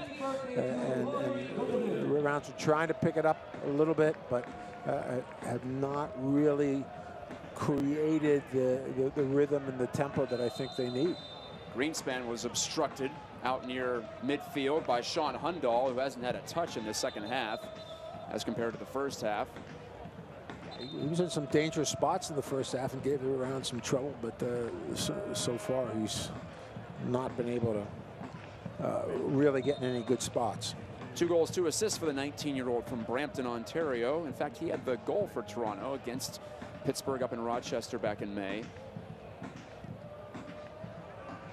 Greenspan going long again. Joe Greenspan playing long bomb out of the back here, and it wins a throw. Again, Ray Lee was his target, and Lee is running himself ragged, trying to make anything happen on the left flank. Lee wants the throw, and he will eventually get it as Brett acquiesces.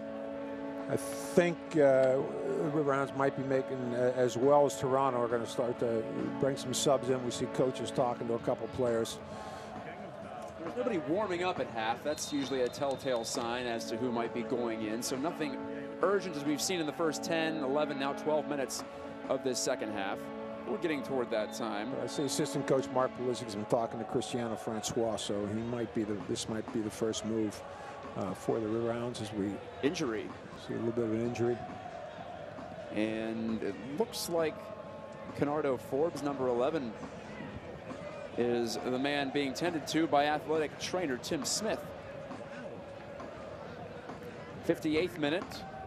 And I brought up the record, 10-3-7. If the Hounds get one more win, when they get that one more win, it'll tie their Highmark Stadium record, which was set in 2015. So that tells you how much better this year has been in terms of results compared to the previous 5. Just looking at on-pace stuff. And yes, the season is longer, but through 21 matches, the Hounds haven't been this well off in a long, long time. No, they haven't. As you said, it's been a great turnaround season for the Riverhounds. They've certainly shown that they're one of the top teams in the league, and as I mentioned earlier, one of the teams to be the real contender for the championship. That's Cade Banjo, who appears to have taken a knock maybe on the head, and Thomas Vankiaziel is quickly shedding his penny here on the sideline. Yep, and we see 2 substitutions coming in for Toronto.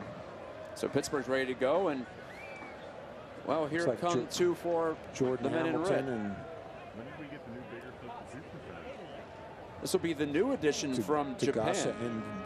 Endo, yes, yeah. He was just added this week. Former University of Maryland standout. And he's had 25 MLS appearances over the past 2 seasons.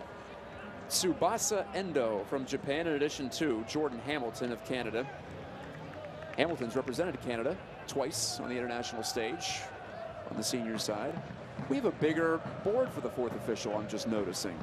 We can all see that, even if we didn't have our glasses or contacts in. If they can figure out how to punch those numbers. Yeah, right, it's taking a little bit longer. Yeah. That's the side effect. So there you see Endo finding his way onto the pitch in the 60th minute. Campbell off and Aiden Daniels off.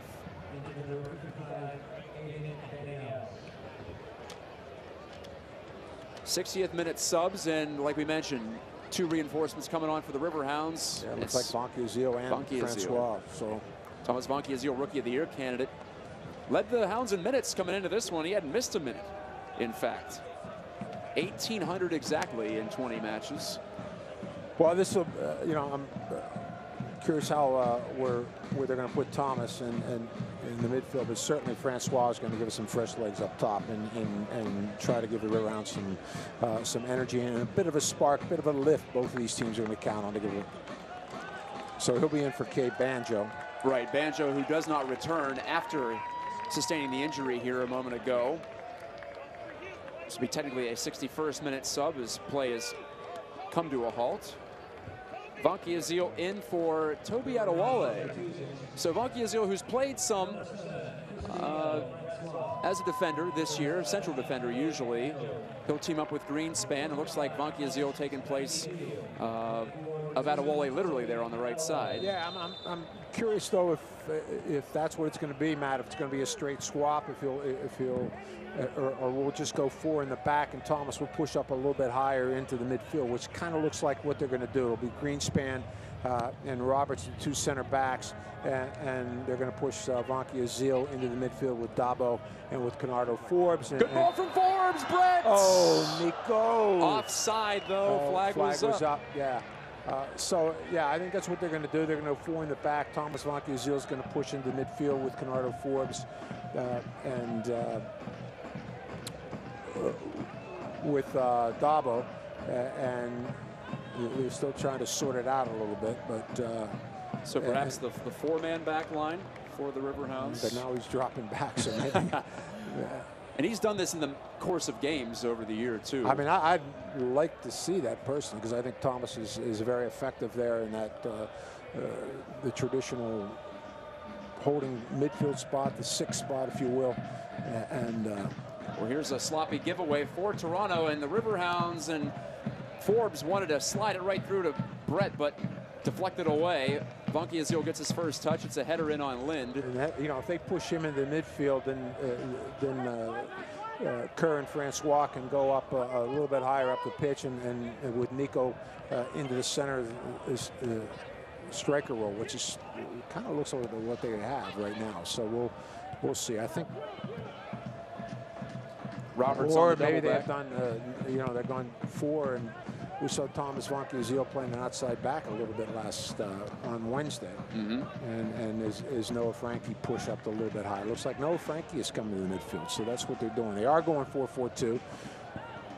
But Frankie is now full-fledged attack here. He's into the midfield. Looks like Kevin Kerr in the midfield, and Cristiano up front with Nico Brett. Francois has been electrifying this season. What does he have in his legs after a dynamite performance on Wednesday? Didn't have a point, didn't have a goal, but could very well have had some of each. And now with 3 goals on the season, he's tied with Kenardo Forbes for second on the river, or pardon me, Romeo Parks rather, for second on the Riverhounds. And here goes Noah Frankie from that outside midfield position and really pushing it up forward. Look at him, pick him up and put him down. Noah Frankie wants the cross, and it's in for Kerr, but skims off the head.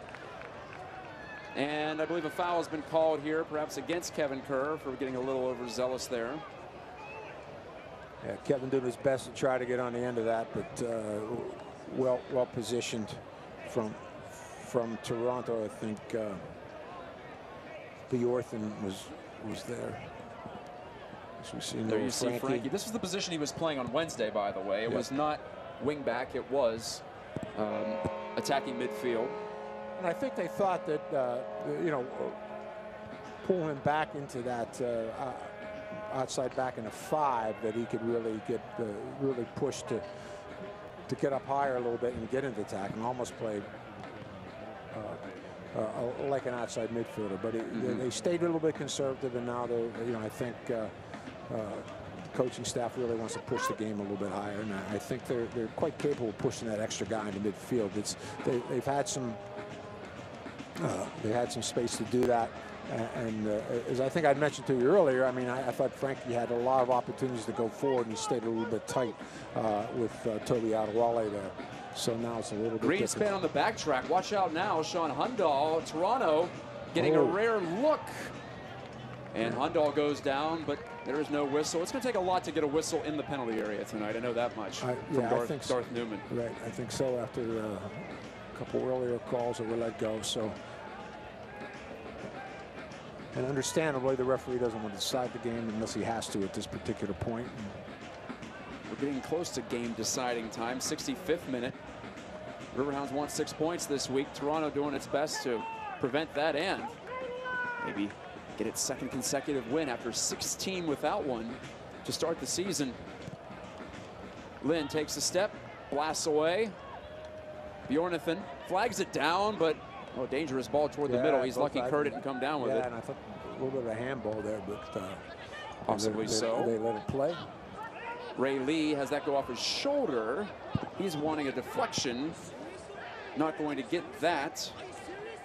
With Tim Kubel, German native, handling, and then, does go over to Pittsburgh. Yeah, the call was made. Tim Kubel was, he thought it was Toronto throw in, and he was appealing to the 4th official on that side, and the center referee agreed with Kubel. So it's Toronto ball. Watch out for 22, Jordan Hamilton, into the game. 2 goals this year, 36 USL appearances. If a 22-year-old can be designated a veteran, it would be Jordan Hamilton, along with Luca Uccello, who has over 70 appearances at this level. Kerr wants to chip again. Yeah, tried to get it over top, and Nico Brett running onto it. Forbes changing speeds, but couldn't slide it through. Yeah, another good win from the Gideon Waya. I mean, he has done really very well cleaning up a lot of stuff in the midfield in front of the 2 center backs and tracking players down, running with guys. So another one of the younger guys has really shown some potential. Francois nodded it back, thinking he had Forbes, and now Francois just wins it back himself. No, he doesn't, not legally. Foul against Francois on the one-on-one fight. Hundal looking for the ball, but Greenspan located it first for Pittsburgh. Yeah, Toronto trying to play the quick restart and really get the Hounds going a little bit, but Greenspan was alert for that one. While pursuing Bjornathan, Toronto's left back. Now in the middle of the park, it's sprayed over near side. Kubel's done very well. He's another one that has a strong game. He had some terrific wins on the back post off a couple deliveries from Kevin Kerr, and has done well to really, as when Ray Lee starts pushing up on that left flank, he's held it off pretty well. We're into the 68th minute, no score here. Not a very wide open affair. It's been disjointed. It's had more urgency in the second half. Yeah, the Riverhounds have picked it up a little. It's, you know, I think Toronto at this point will be content to try to keep things a little bit tight, keep their lines tight together, and if they walk away here with a point and a 0-0 draw, they'll be pretty content. That'll be some progress for them. Yeah, a point would feel like a win for a team that has only collected points in 4 matches coming into the season, 1 win and 3 draws. Yeah, especially when you get some points from the team at the top of the, near the top of the table. But for the Riverhounds, they need 3. Toronto's 0-10 on the road. The Riverhounds 4-0 all-time at home against Toronto FC2. They've never lost to this club, as we mentioned. They've lost twice at home this season by 1-0 twice. They've had some tight games. They haven't been blowouts, that's for sure, against this Toronto team. I recall one 5-goal outburst in 2015, but that is about it. Usually it's 2-0, 1-0, 2-1. Oh. It was 4-0 earlier this year. Here as Greenspan tries to shield, and eventually Lynn does get there. The cavalry arrived. Yeah, Serble really putting the pressure on there, and he's really pushed up a lot higher this half also, Matt, to try to join Hundle and a few of the others. So they're making it a little bit dangerous or trying to stretch the Riverhound back line. Matthew Serble, an impressive player, another 19-year-old. 2 goals on the year, 1 last week against Nashville. Also set up a PK. Here's Ray Lee with a quick step. Former St. Louis Billiken now on the ball again, but his header goes awry. Hundal wants to create something, but his juggle falls into the clutches of Mohamed Dabo. Lee gets it from Greenspan. Raymond Lee, Kerr just ran right by it, and it's a goal kick. And really, I think kind of overlooked this a little bit with the substitutions, but when Jordan Hamilton came in the game, he's really gone up top. I thought he might go in the midfield, but he's gone up top with Hundle, and Serble was pushed up, so it's almost like they've gone to a 4-3-3. So from the 4-5-1 they were before. So because Serble has really been up a little bit higher, pushing up towards Ray Lee most of this second half, and with Hamilton up, they push another attacker. So it's not like Toronto is parking the bus to try to get a point. They really have pushed some guys forward also to maybe try to steal a win.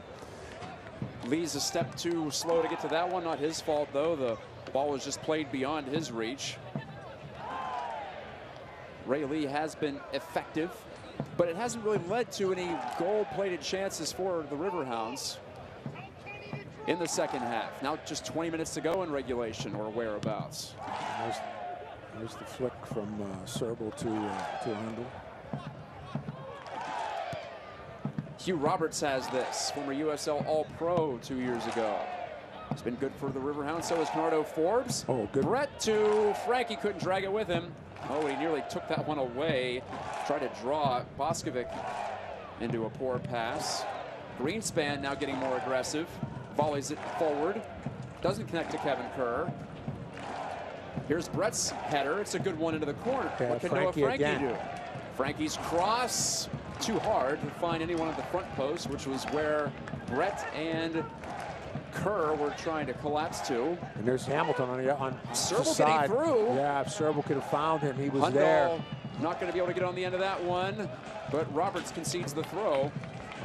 I'll tell you, Serble, if he could pick his head up and maybe get that touchdown under his control a little bit earlier, he could have slipped behind there, because Thomas Van Kiezeel got a little bit separated from Joe Greenspan, and there was a gap in that back line that Hamilton was looking to exploit. Deep throw for Toronto. Kubel, the 24-year-old from a Louisville Cardinal, pressing way up the pitch to try to put this one into the mix. Lynn backtracking as the header from Roberts comes free for Uccello, but Vanquiazil there to take it. And now the counter is on. Good play from Vanquiazil. Now we can see Francois couldn't get by, but a foul. And, in fact, it's a card against Uccello of Toronto.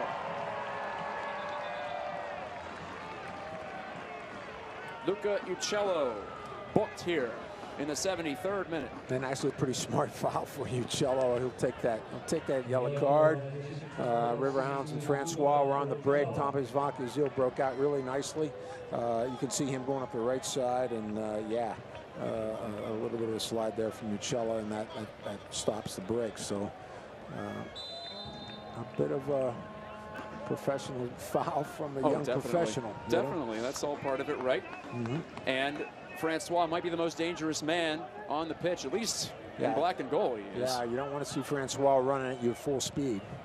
And he was getting his legs under him. A second half substitution, Cristiano Francois from the island of Haiti. Brett's not going to be able to head this one, but he gets the second chance at it. Tried to volley to Francois, but picked off. Now Roberts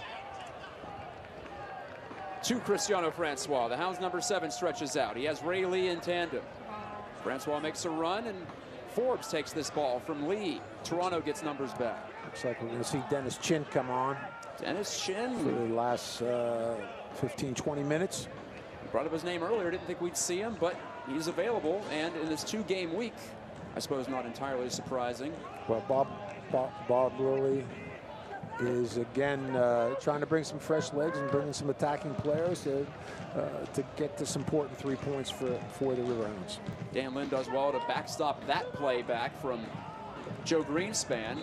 And we receive word from the sideline that Chin will be checking in for Kevin Kerr, who hasn't been quite as effective here in the second half as he was in the first. But Kerr, now with 150 Riverhounds appearances, he's put himself second. Second on the all-time list in Riverhounds history. 150 USL games for Kerr. Gets the handshake from Bob Lilly, and Dennis Chin is on. Yeah, and Kevin hands over the armband to Chin, who delivers it to Conrado Forbes, I believe. So, yeah, not a bit of a quiet game for Kevin Kerr. He had some great moments. Again, early was able to deliver some crosses, Here's a look for Hundo. He's right in, and Lynn made a save. Boy. Dan Lynn got his right toe on it to save the day for the Riverhounds.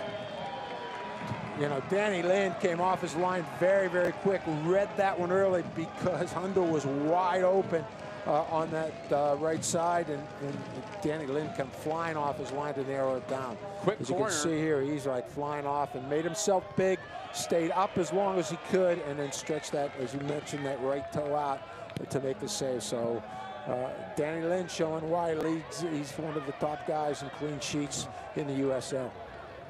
Those legs have come in handy for Dan Lynn. He made a stop a few weeks ago, a similar type of a play against North Carolina. Can Brecht collect? He cannot. But really liked how, you know, the explosion of Dan Lynn, the quickness to come off his line there. You know, looked a little bit like his mentor, goalkeeping coach Hunter Gilstrap back in Hunter's heyday, where he was able to play the angles very, very well. So terrific save by Danny Lynn. There's Dennis Chin touching over to Francois, pulling up. Cristiano Francois wants to feed across. It's wide. Noah Frankie missed it.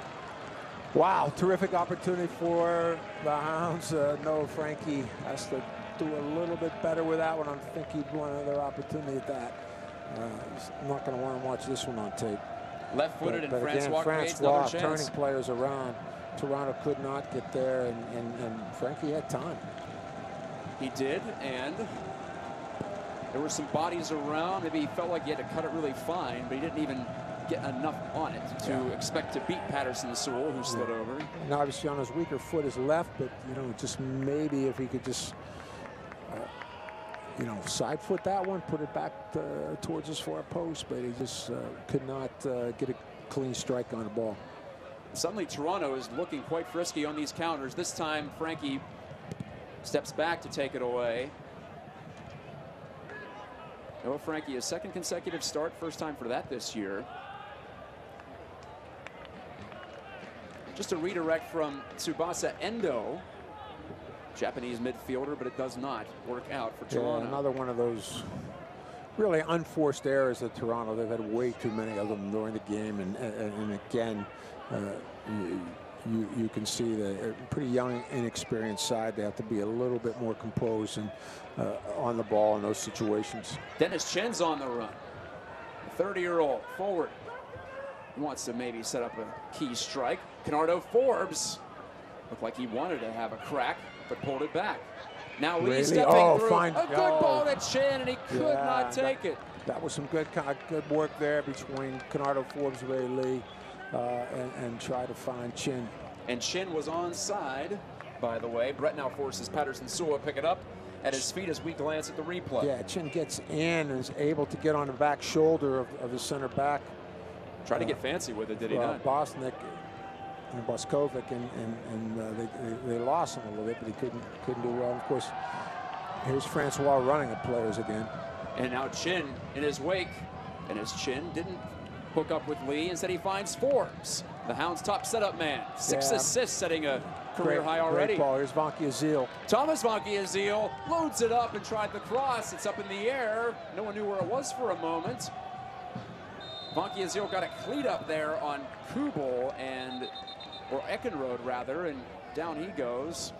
A little bit better the last few minutes from the Riverhounds, showing a little bit more energy. The substitutions have come on and provided some fresh legs and a little bit of a spark.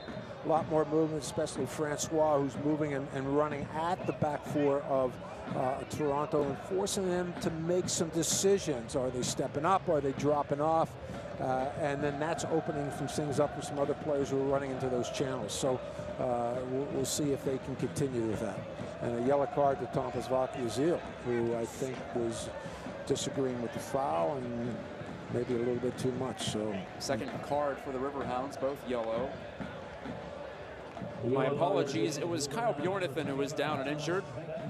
3 defenders for Toronto FC with numbers in the 30s, so sometimes they get turned around the wrong way, but Bjornathan was the one who got the worst of that. But he's up and ready to go. Patterson Sewell puts it back into play off the restart. Greenspan, who's had quite a few opportunities to try to trigger the attack for the Riverhounds, had that touch, and now Roberts will try. Way up into the atmosphere here at dusk in Pittsburgh. Forbes couldn't flag it down. That forces the Hounds back line to retreat. And Roberts at the tip of that spear. Here's the rollout from Linda Francois. Could not beat Kubel, who turns it upfield. Hamilton can't get it through. Greenspan sliding down. Just not the proper selection on the pass there from Hamilton. Yeah, Hundo was Forbes has people there. turning. Dennis Chen's going to get there in the corner. Crowd rises a bit. Oh, nice little touch. To Francois. Tries there it. It is! It's onside of the Hounds. Have the lead. Is it Brett? It is Nico Brett with the redirect, his 11th of the year. He's going the distance, and the Hounds have the stand shaking at Highmark Stadium. Smoke bombs going on. Yeah, one of the things we talked about a little bit is you know, we have to do a little bit better in those situations, and watch the little composure here from Chin, just to hold it up and find Francois, who then boom pings it over, and there's Nico Brett, and he just gives a little soft roll back to Francois, and wide open Nico Brett on the back post. Brett with a volley finish. Had to hold for a moment. There were so many bodies flying around. It was such a creative, crafty setup for Pittsburgh. But who else but number 9, Nico Brett, his 11th of the season. He's one off the chase for the Golden Boot now in the USL. He's catching fire again. So huge goal for Pittsburgh. Again, we saw 2 of the substitutions come on and connect Chin and Francois, who really forced Toronto in a bad spot, and they got a little bit disconnected in the back, and there were some gaps there, and Nico exploited it really well. The Riverhounds are about 10 minutes away from taking all 6 points this week at home. Was looking in doubt for a while, but the subs have made the difference for Bob Lilly's Hounds. Francois getting a foot in there. Brett sent down on his side. Another substitution, the third and final coming up for Toronto FC2, and Coach Michael Rabaska. Thought they were going to call a handball for a moment, but instead Ray Lee trucked over, and Serbal bounces the ball away. Little insubordination from Matthew Serbal, disagreeing with the call. Looks like Tariq Muhammad's going to come in for Bjornathan. Bjornathan, who was just injured, you'll remember, on the Thomas Vanke Azil cleat challenge. Tariq Muhammad, number 57, checking in. Defender for the Young Reds, who are now staring their 16th loss in the face. Yeah, and that's, you know, if this stands, that's really hard for this team who was battling, and then to lose it that late, as we see. This could be another one. Oh, there it is.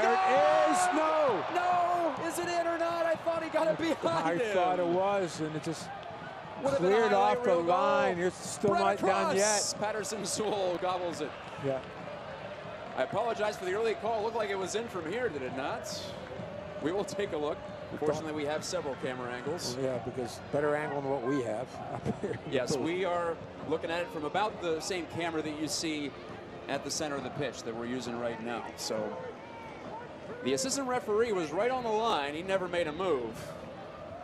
Ooh, Roberts took a chest hit from Serbal's elbow.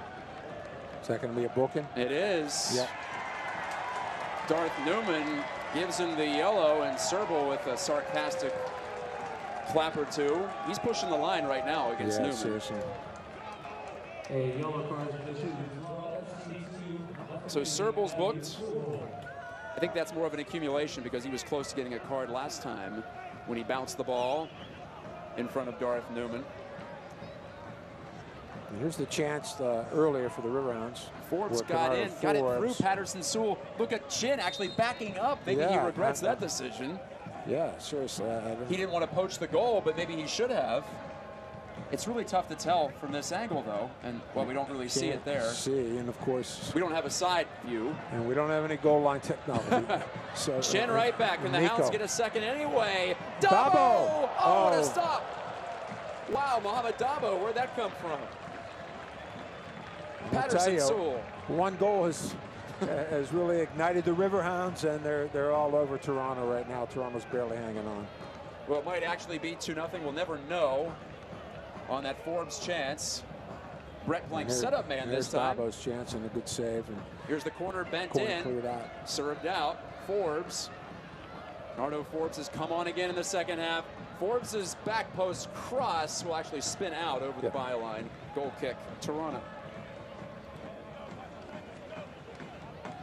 Well, it's gotten quite exciting at Highmark Stadium in the last few minutes. Nico Brett has what might hold up as the decisive goal, 81st minute, from Cristiano Francois, who picks up his second assist. Francois last year had 6 helpers for the Rochester Rhinos, so nothing new there, but he's definitely an ascended star in the USL. He is. He's had some experience in this league. And sometimes you just need that confidence builder to get things going. And he's always been a goal scorer. We've seen him here locally at Robert Morris. And he is now just getting on the end of things. And, of course, looked good the other night against, 2 goals against Richmond Kickers and another one here today. So something that if you're the Riverhounds and their coaching staff, you want to see your strikers getting hot in August. So Nico Brett again in line for the game winner. If I'm Toronto too, Matt, I'm looking to see how they respond to this. We see Francois running at them. Taking it from Vanke Azil, but then it's ripped right away. A fine play, in fact. Yeah. So Boskovic couldn't. I believe that's Tariq Mohammed, actually. Was that Tariq Mohammed? The substitution that came on? Yeah, he took the place of Kyle Bjornathan, injured in the second half. Caleb Patterson Sewell, who has done about all he can for Toronto in this second half. He's not going to stop the Brett goal, and he robbed Dabo a moment ago. Mohamed Dabo in search of his first Riverhound strike. Yeah, you know, Weiss just.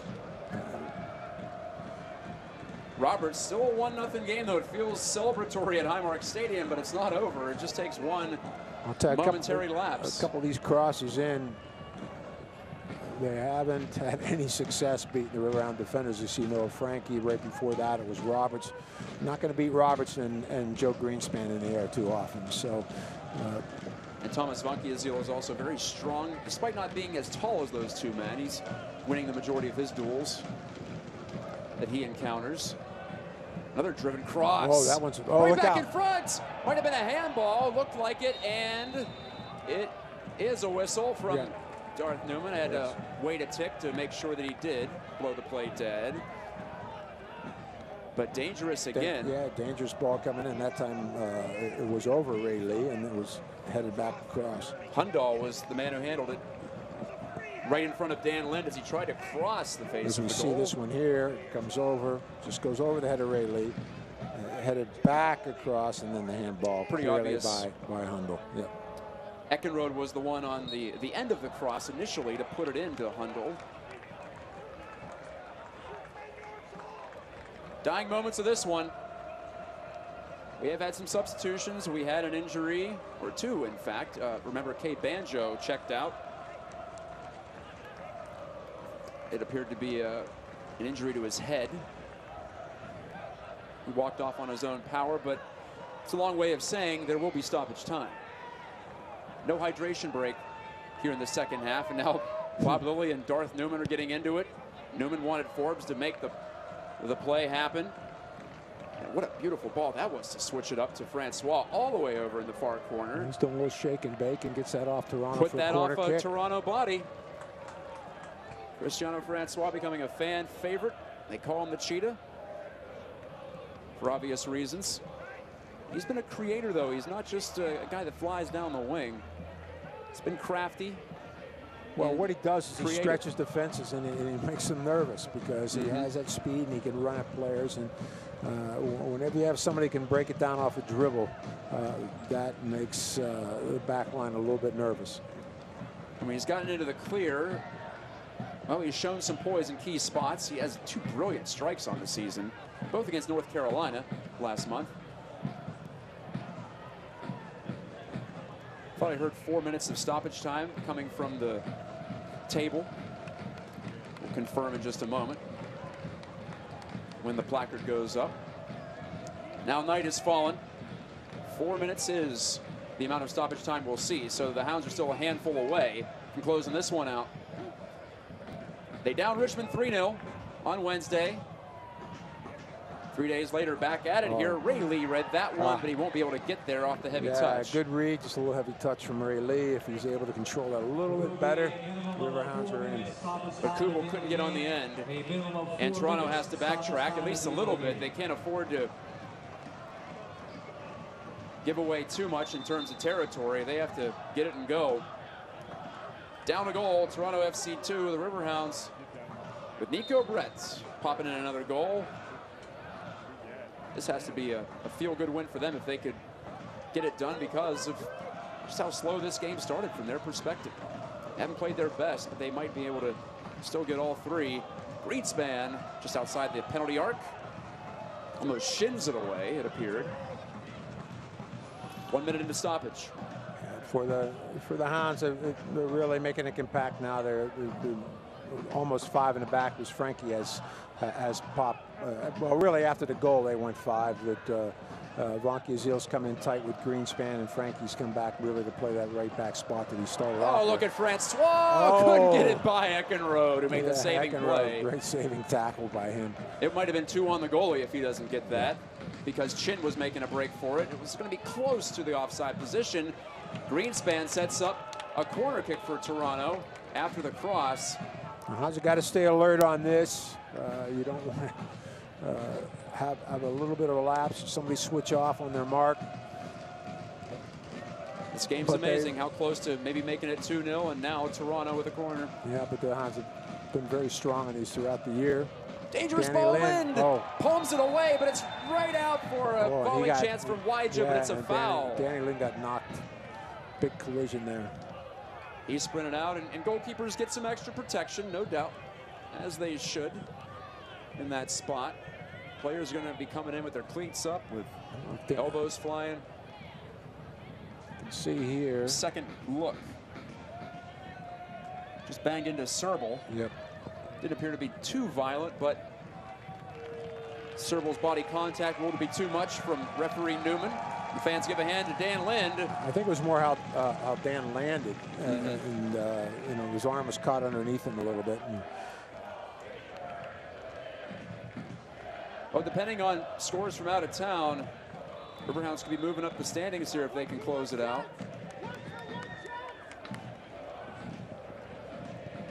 Scoreless between Charleston and North Carolina. A draw and a Riverhounds win would put them back in second place. Talking about Pittsburgh, of course. Here we go. So North Carolina FC showing some spunk here in July and August. Frankie appeared to perhaps get away with one there, maybe. Hard to tell. Yeah, well, he ran right through. Yeah, well done by Frankie. He was able to get back, and like I said, they're keeping a 5-man back line and going to keep Chin up and Francois up and maybe catch on the counter for the second goal. But right now, they just want to really tighten things up and make it very, very difficult for Toronto to do anything. And here comes trying to make it two. Forbes. Finally, the Riverhounds have some room to run, and Brett, oh my, a pirouette. Some showmanship, and cranks it off the body of Wyja, out for a throw. Okay, you know, Canardo Forbes, so mature in these situations. You know, knows we don't have to do anything. We have a little bit of break. Plays a little nice softball to Nico there in the corner. At the very least, if we don't get anything out of it, you know, it's down deep in the end, which can make it Toronto has to work it all the way up the field. So offside was the call, by the way. Offside on Nico. So just, you know, a soft little ball, and very mature, very smart with how he controls things in the midfield. The Riverhounds have gone 6-3 in games decided by 1 goal, in addition to the 7 draws. Draw won't be good enough tonight for them. Greenspan sacrificing and taking a boot. It appeared to the thigh. Are they calling it against Greenspan? Yes, it appears they are. Yep. Or he is, I should say. No they involved here. It's all on Newman unless his assistant referee saw something different. Once we get play restarted, it appears Toronto might have one last look. I think Joe Greenspan was sort of lunging at the ball, and I don't know if I feel like he got the clear. Thigh. Yeah, got the clear before contact happened, but he's coming through, and you know he's coming straight through on the ball. Now, and they have given a card, or Newman has given a card to Greenspan. That's a tough one. Yeah, I mean, he's saying he lunged through. Now the only thing you can see from the replay is he came through with his studs up a little bit, lunging through to try to win that particular ball. But well, Greenspan is at least on his feet, and material to this game. Toronto does have an opportunity. 3 cards for the Riverhounds tonight: Karavanki, Azil, and Greenspan. One of the cleaner teams in the league suddenly piling up the warnings. 6 this week. And again, as we mentioned on the corner, Riverhounds cannot afford. They got Dan Lind has to make sure his wall's set up, and they have everybody marked up. Will it be Mohammed? No. Oh! Thrown in. Danny Lind, great save. Stop. My goodness. The trigger man was Endo, and Endo nearly played hero in his first Toronto FC2 match. But Lind made the save on the redirect. Corner kick here, and it bounces free and headed over the crossbar, and that's going to be it. That's it. Oh boy, what a finish at Highmark Stadium. But Dan Lind and the Riverhounds have won 2 in a row. Their 11th victory, and for Lind, his 11th clean sheet. He and Thomas Honky tonight, Matt. Some terrific, 2-3 terrific saves to keep the clean sheet and keep the Riverhounds in the game. We said, you know, a couple opportunities for Toronto, but Danny Lind was alert to break them up. Lind has had some quiet games this year. No saves against Richmond on Wednesday. Like you said, he did everything to get that 0 on the board. Back to wrap it up after this. The Riverhounds Technical Training Academy is back this winter at the AHN Sports Complex at Cool Springs. The 15-session program runs from December to March and is loaded with skills development taught by professional players from around the world. Registration opens in August. Sessions begin December 1st. Find out more by emailing wintertraining@riverhounds.com or by calling 412-325-7238. It's so unfair. You just feel stripped of being a woman, not being able to have a child. Or they had told me that I can't have kids naturally. It was just like waterworks. Yeah, what's it like being pregnant? But it's an amazing thing to know that I don't have all of the things to make a baby, but I still made this baby. I mean, it really is a miracle. Seriously. Call 412 Doctors for an appointment with a fertility expert at Allegheny Health Network. Don't miss out on any of the action from the Pittsburgh Riverhounds this summer. It's First Responder Night on Saturday, August 18th, when the Hounds face off against the Charlotte Independents for a 7 p.m. match. All active and retired first responders will receive a free ticket, plus a special discount offer to all family and friends. Then on Wednesday, August 22nd, the Tampa Bay Rowdies come to town for a special Wednesday showdown at 7 p.m. Gates open at 5:30 p.m. Purchase your tickets at riverhounds.com. Park stuck the landing. I believe the term is gutted. That's how Toronto FC2 is feeling right now. On a couple of occasions, they might have thought they had the game winner. Dan Lynn said no, and Nico Brett said yes on the doorstep, scoring his 11th of the season, the only one of this match. We were asking for some action here at Highmark Stadium after the first half. Well, we certainly got it. Well, especially the last 15 minutes, Matt, was a lot of good action and at both ends. Here's back in the first half. Canardo Forbes' corner kick led to a half chance for Pittsburgh. Toby Adewale and also Kate Banjo rising high. Not high enough, as it turned out. Maybe a look here for Matthew Serval. Yep, on over top. Hugh Roberts heads back to Dan Lynn, who's in good position to be able to pick that header off. So Toronto, definitely more dangerous as the game went along.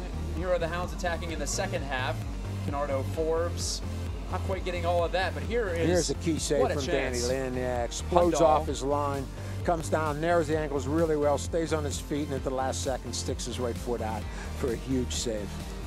And there's the goal. There's the goal again, a little combination. Dennis Chin calmly slots it through to Christiana Francois, puts a great ball across, and Nico Brett wide open on the back post. And just barely onside.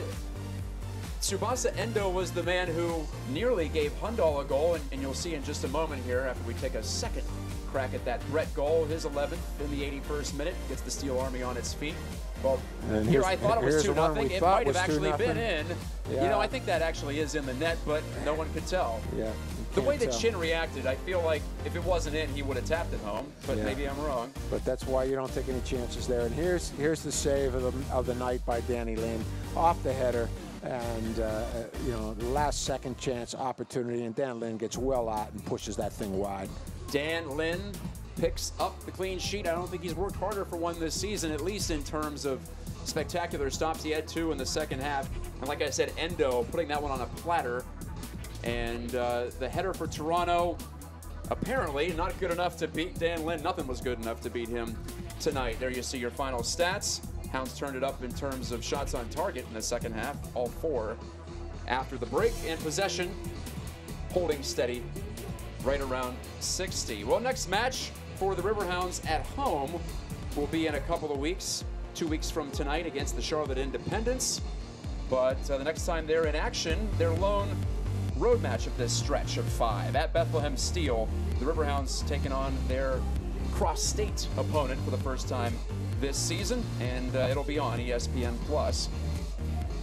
A chance, Gene Klein, to pick up some more points, but Bethlehem is challenging for a playoff spot. Yeah, Bethlehem's they're pushing hard. They need to get back up into the top of the league. So none of these games are going to be easy from here on out, Matt. There you see the signature team talk for Bob Lilly and his Riverhounds, and Dan Lynn deserves the pat on the back there. He absolutely does. That he just got.